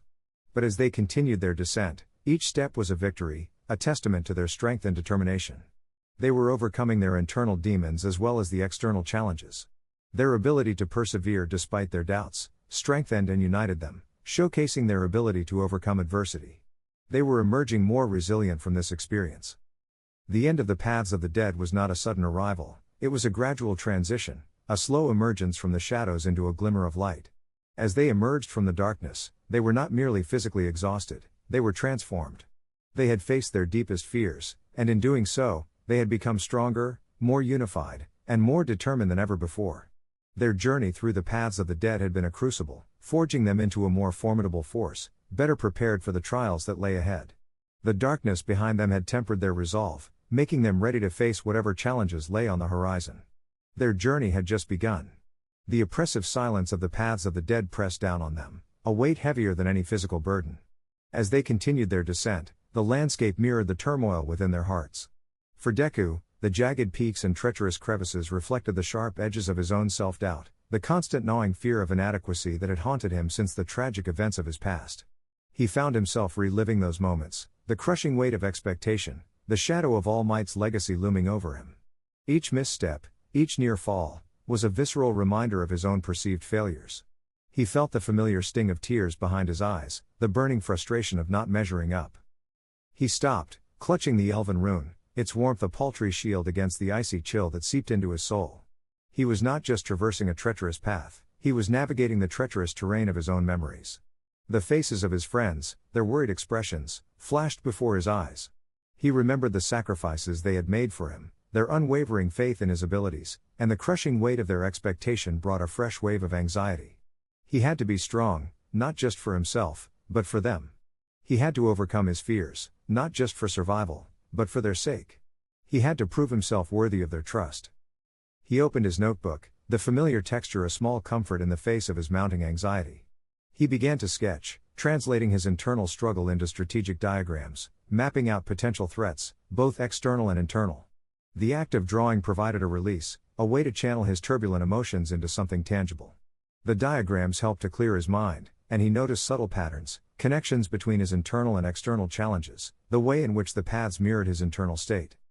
Meanwhile, Aragorn observed Deku's silent struggle, recognizing the internal battle raging within the young hero.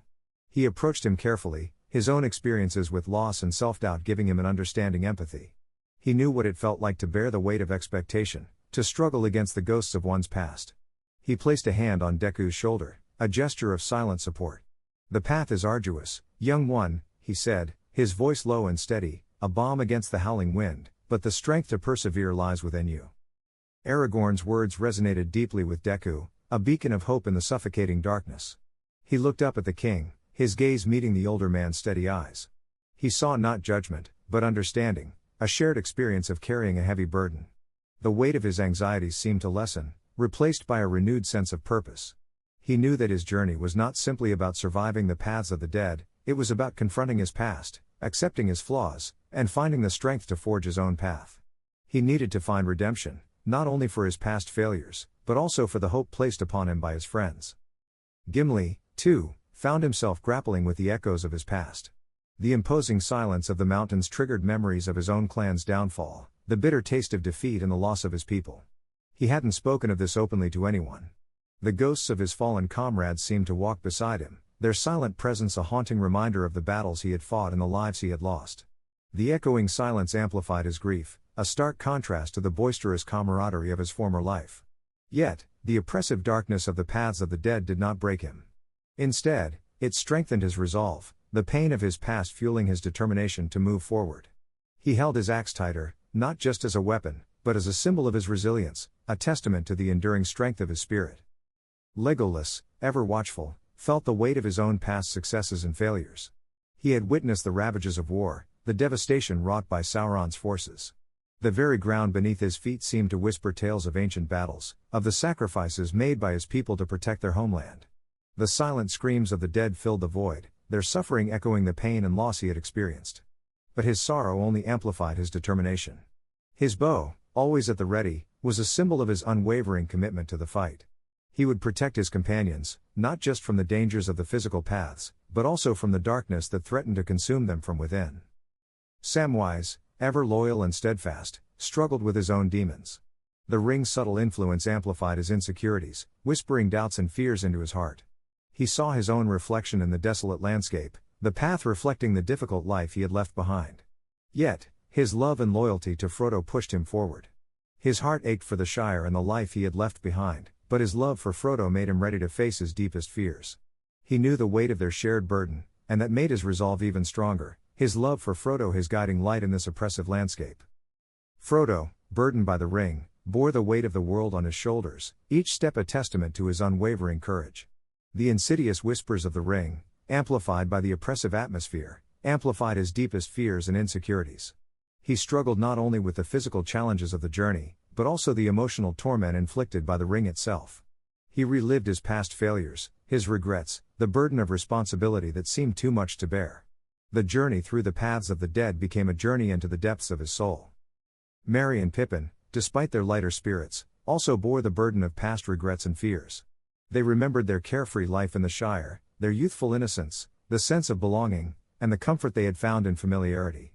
The desolate landscape amplified their sense of loss, reminding them of their past and their connection to their home.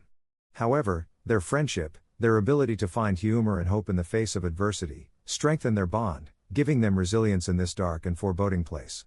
Their light-hearted interactions served as a small beacon of hope, counteracting the oppressive atmosphere. As they finally emerged from the paths of the dead, the change in them was palpable. They were not merely survivors, they were transformed. The oppressive silence was replaced by the sound of their own breaths and the comforting presence of their comrades.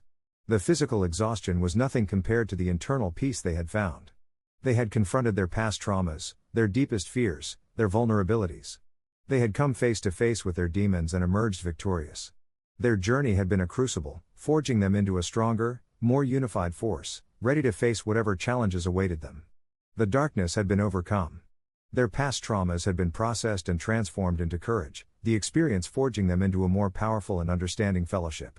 The end of the paths of the dead was not simply an ending, but a new beginning, a renewed sense of purpose, and a resolute commitment to their shared quest. They were ready for whatever came next. Their spirits were unbroken, their bonds strengthened, their resolve hardened. Their journey had just begun. The air hung heavy with the stench of decay and the whispers of the dead. Aragorn, his face etched with grim determination, led the fellowship deeper into the paths of the dead. He moved with a quiet grace, his every step deliberate, his eyes constantly scanning the treacherous terrain. This was not merely a physical journey, it was a test of will, a crucible that would forge or break them. His leadership, honed by years of experience in the wilds and tempered by the weight of his lineage, was now put to the ultimate test. He had anticipated the challenges, but the sheer oppressive weight of the silent, skeletal landscape still struck him with a visceral force. The echoes of countless battles past resonated in the very stones beneath their feet, a cacophony of silent screams and forgotten sorrows. He had to maintain control, not only to navigate the physical dangers, but also to safeguard the emotional well-being of his companions. Deku, still grappling with the demons of his past, required particular attention. Aragorn noticed the young hero lagging behind, his shoulders slumped, his gaze fixed on the ground. The weight of his past failures, the pressure of expectation, seemed to have intensified in this desolate realm. He approached Deku, his hand resting gently on the young hero's shoulder. "The darkness seeks to consume you, young one," Aragorn said, his voice a low rumble that cut through the oppressive silence. "But it cannot conquer a spirit as strong as yours." He saw the familiar flicker of self-doubt in Deku's eyes, the same haunted look he had seen in countless others who had walked this path. He understood the burden of expectation, the crushing weight of legacy. He had carried the weight of his own kingdom's hopes and fears, the burden of a legacy that had fallen upon him unexpectedly. He recognized the echoes of his own struggles in Deku's troubled expression. He remembered his own youth, spent in the shadows, waiting for a destiny he never asked for. Your strength lies not only in your quirk, but in your heart, Aragorn continued, his words carefully chosen. In your unwavering commitment to your friends, to the ideals you believe in. Let those ideals be your guiding light in this darkness. He knew that mere words could not entirely erase the pain, but they could offer a measure of comfort, a hand to hold on to in the suffocating darkness. Deku, startled by the unexpected words of comfort and understanding from the king, looked up. Aragorn's words resonated deeply with his own anxieties and self-doubt. His steady eyes seemed to pierce the layers of anxiety that had been wrapped around him. The weight on his shoulders seemed to lift ever so slightly. He wasn't alone in his struggle, he realized. Aragorn's understanding offered him a measure of relief, a spark of hope in the oppressive environment. Aragorn's strategic mind was constantly at work. He knew that a direct confrontation with the forces of darkness in these paths would be suicidal. Instead, he relied on his innate understanding of the land, his knowledge of ancient lore and strategic military skills. He guided the Fellowship along the least treacherous routes, utilizing his knowledge of the terrain to avoid the most dangerous areas, his years of experience a bulwark against the pervasive doom of the paths of the dead. He studied the patterns of the wind, the shadows cast by the skeletal peaks, the subtle shifts in the temperature, all providing clues to the hidden dangers that lurked around every corner. He whispered instructions, his voice barely audible above the whispers of the dead, guiding his companions with quiet efficiency. He saw how the environment was directly impacting his companions, and made sure to observe their reactions. This helped him assess their emotional resilience, tailoring his leadership to each individual's need. He recognized the power dynamics of their combined strengths and planned accordingly. Deku's support proved invaluable. His keen observation skills, honed by years of rigorous training, allowed him to spot subtle shifts in the landscape, potential dangers that would have easily escaped the notice of others. His quick thinking, his ability to adapt quickly to changing circumstances, proved vital in navigating the treacherous paths. He would point out hidden crevices, warn about unstable rock formations, and even predict the movement of ghostly shadows that haunted the paths. His analytical mind worked in tandem with Aragorn's experience, forming a formidable team, where their collective knowledge combined to overcome the difficult terrain. Gimli, ever vigilant, provided crucial strength and tactical prowess. His experience in subterranean warfare, his understanding of ancient tunnels and pathways, proved invaluable in navigating the labyrinthine paths. His axe, a symbol of his unwavering resilience, became a beacon of strength, offering a tangible symbol of their collective might. Aragorn used Gimli's strength and experience for brute force challenges, relying on his strength to solve problems that required physical strength. His knowledge of the terrain was invaluable. Legolas, with his exceptional eyesight and keen senses, served as their eyes and ears, spotting threats from afar and warning them of approaching dangers. His bow, always at the ready, offered a vital line of defense, his arrows finding their mark with deadly accuracy. His perception of the environment was unparalleled, allowing him to navigate through difficult terrain without making a single mistake. His keen eye also served to gauge the resilience of his companions. The hobbits, despite their apparent frailty, contributed their unique strengths. Sam's unwavering loyalty and resilience served as a source of strength for Frodo, who was still struggling with the ring's corrupting influence. Merry and Pippin, with their quick wit and surprising resilience, provided moments of levity and camaraderie, breaking the oppressive silence and providing moral support to their weary companions. Their laughter, although scarce, served as a ray of hope in the oppressive gloom. Aragorn's leadership was not merely about strategy and tactics, it was about fostering unity, maintaining morale, and bolstering the spirits of his companions.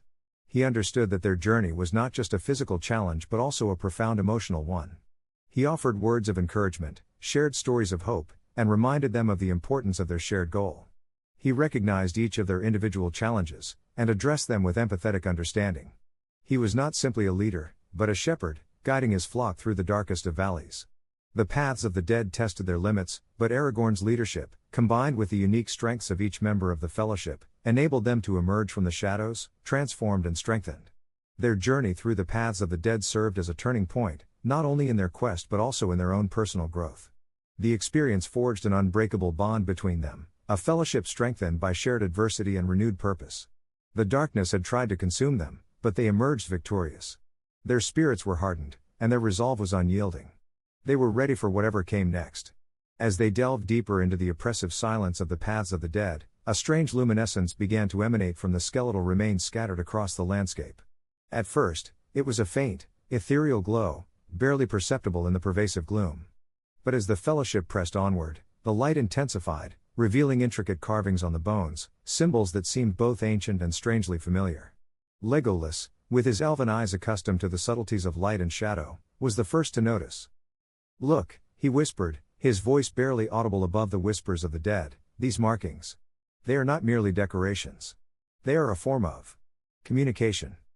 His words sent a ripple of intrigue through the fellowship. Aragorn, ever cautious, approached the nearest skeletal remains, his hand gently tracing the intricate carvings. He recognized elements of Tengwar, the elvish script, but interwoven with symbols that seemed to belong to a language far older, a language lost to time. He felt a pull, a strange resonance with the bones, a connection to the long-dead warriors who once walked these paths. Suddenly, a tremor shook the ground, causing the skeletal remains to rattle and shift.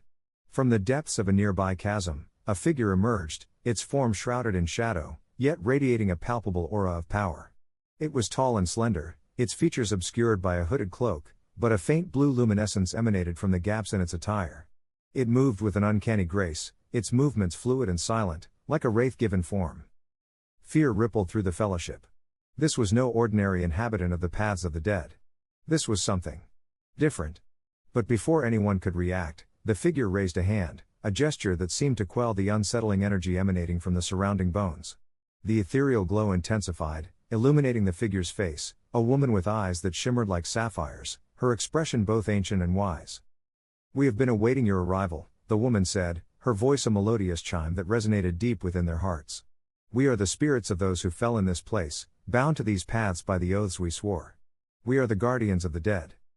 She introduced herself as Lyra, the leader of the guardians. She explained that they were not ghosts or wraiths, but rather the spirits of warriors who had died defending this very land centuries ago.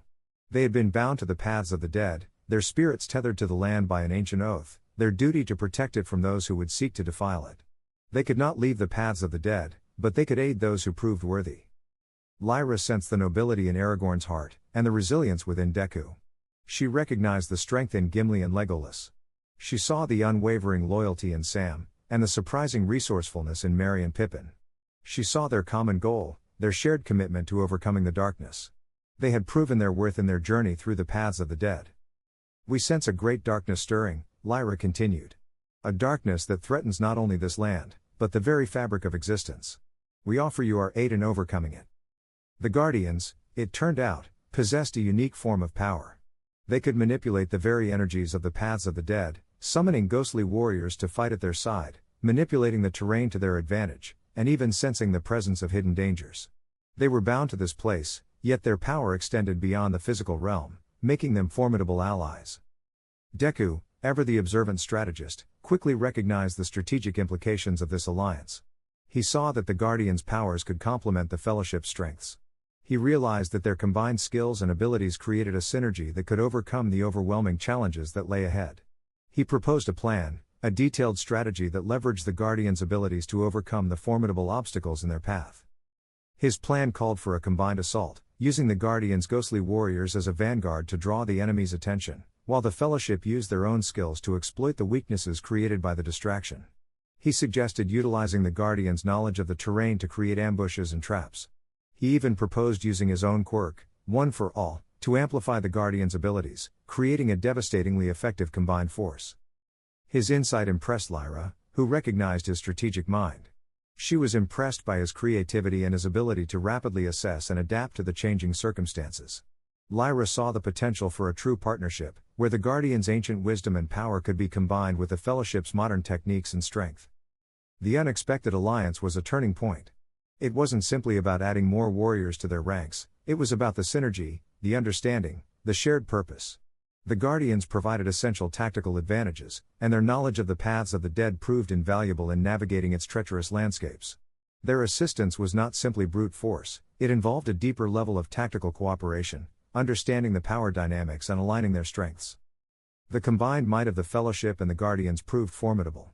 They navigated the treacherous paths with newfound ease, the Guardians' ghostly warriors acting as scouts and clearing the way, while the Fellowship provided tactical support and addressed more direct challenges. Gimli's strength and Legolas's keen eyesight were greatly enhanced, while Sam's unwavering loyalty and the Hobbit's wit played an unexpected role in lifting the spirits of the Guardians, bridging the gap between different times and cultures. Aragorn's leadership shone, guiding both the living and the dead toward their common goal.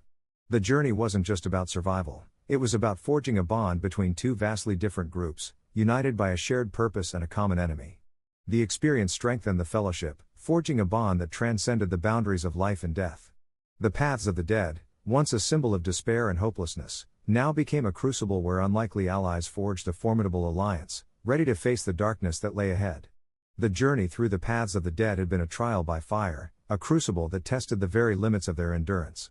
The oppressive silence, the chilling whispers of the long dead, the constant threat of unseen dangers, it had pushed them to the brink. Yet, they had emerged not merely survivors, but stronger, more united, and forged in the fires of adversity. The bond between them, already strong, had been tempered into something unbreakable. Deku, in particular, had undergone a profound transformation. The experience had sharpened his strategic thinking, pushing him beyond the limitations of his usual problem-solving approaches. He had learned to adapt not only to the challenges of the paths of the dead, but also to the unique strengths and limitations of their unlikely allies, the Guardians. He had observed their subtle movements, analyzed their tactics, and learned to anticipate their needs, displaying a level of tactical acumen that even surprised himself. His one-for-all quirk, initially conceived as a tool for individual combat, now served as a bridge, amplifying the Guardians' abilities and weaving their powers into a cohesive fighting force. He'd realized that true strength lay not just in individual prowess, but in the synergy of a unified team. He learned to harness the power of collaboration, to understand that every member, living or spectral, had a crucial role to play. His growth wasn't solely confined to the battlefield. The silent communion with the Guardians, the shared experiences of loss and sacrifice, had enriched his understanding of the human condition. He had listened to their stories, tales of valor and sorrow echoing through centuries of conflict. He saw in them a reflection of his own struggles, a testament to the enduring strength of the human spirit. He'd witnessed the unwavering loyalty of Samwise Gamgee, the resourcefulness of Merry and Pippin, and the unwavering commitment of Aragorn, Gimli, and Legolas. He learned from their experiences, appreciating their individual strengths while understanding their vulnerabilities. This had given him a deeper empathy, broadening his perspective beyond the immediate battles and toward a larger understanding of the world and its complexities. He learned that heroism wasn't a singular act but a continuous commitment to a greater purpose. Aragorn, too, had been profoundly affected by the journey. His leadership had been tested to its limits, requiring him not only to guide his companions but also to bridge the cultural chasm between the living and the spectral warriors. He had shown an exceptional capacity for empathy, understanding and respecting the unique perspective and circumstances of the Guardians. He'd understood that their bond wasn't just a strategic alliance, but a shared commitment to protecting the land from a far greater threat. He saw in their solemn duty a reflection of his own, a commitment to his people, and the realization of his destiny. He learned to inspire hope in the face of despair, demonstrating the fortitude needed to lead those who were both living and dead toward a common goal. He'd inspired not just courage, but a renewed sense of purpose, proving his worthiness as the heir of Gondor. The hobbits, Merry and Pippin, initially overwhelmed by the oppressive atmosphere of the paths of the dead, had shown remarkable resilience and adaptability. Their wit and unexpected resourcefulness had not only lightened the mood, but had also proven surprisingly effective in bridging the cultural gap between the Fellowship and the Guardians. Their seemingly insignificant contributions had resonated deeply with the spectral warriors, reminding them of the simple joys and enduring human spirit that transcended life and death. Their resilience showed that even in the bleakest of environments, hope and humor could prevail. Gimli and Legolas, initially wary of each other, had found common ground in their shared experiences within the paths of the dead. The constant threat had forced them to rely on each other, their unique skills complementing each other's weaknesses. Legolas's keen eyesight and Gimli's unmatched strength proved invaluable, working in perfect harmony as they navigated the treacherous landscape and battled unseen foes. The shared hardships had forged a bond of respect and mutual understanding that transcended their initial differences. Their cooperation demonstrated that collaboration could overcome even the deepest-rooted prejudices. Samwise Gamgee, as ever, embodied unwavering loyalty and steadfast devotion. His dedication to his friends remained unshaken even amidst the horrors of the paths of the dead. His simple acts of kindness, his unwavering belief in the goodness of others, had a profound impact on both his companions and the Guardians. His steadfast faith served as a beacon of hope in a place devoid of light, demonstrating that even in the darkest of times, the smallest acts of kindness could have a transformative impact. The experience had forged a new level of unity within the Fellowship. They had faced death, despair, and uncertainty together, emerging stronger and more interconnected than ever before. They had learned to rely on each other, to trust each other implicitly, and to support each other through the darkest moments. Their individual strengths had been amplified by their collective unity, forming a powerful and unbreakable bond. This unity wasn't just a feeling, but a strategic advantage, a potent weapon against the looming darkness. The paths of the dead, once a symbol of despair and hopelessness, had become a testament to their resilience, a crucible where they had been tested, forged, and ultimately transformed. They emerged not merely as a band of adventurers, but as a unified force, ready to face whatever challenges lay ahead, knowing that they had overcome the most daunting of obstacles, together. They were no longer just the fellowship, they were a force to be reckoned with, a powerful testament to the enduring power of friendship, loyalty, and the unyielding human spirit. The darkness that lay ahead would find them united, strengthened, and utterly prepared. Their journey through the paths of the dead had not only revealed the strength within each individual but it also revealed the immense power of their collective spirit, a spirit capable of conquering even the bleakest despair. The paths, once a terrifying symbol of death, now represented their shared triumph over adversity, a testament to their unwavering courage and unbreakable bonds.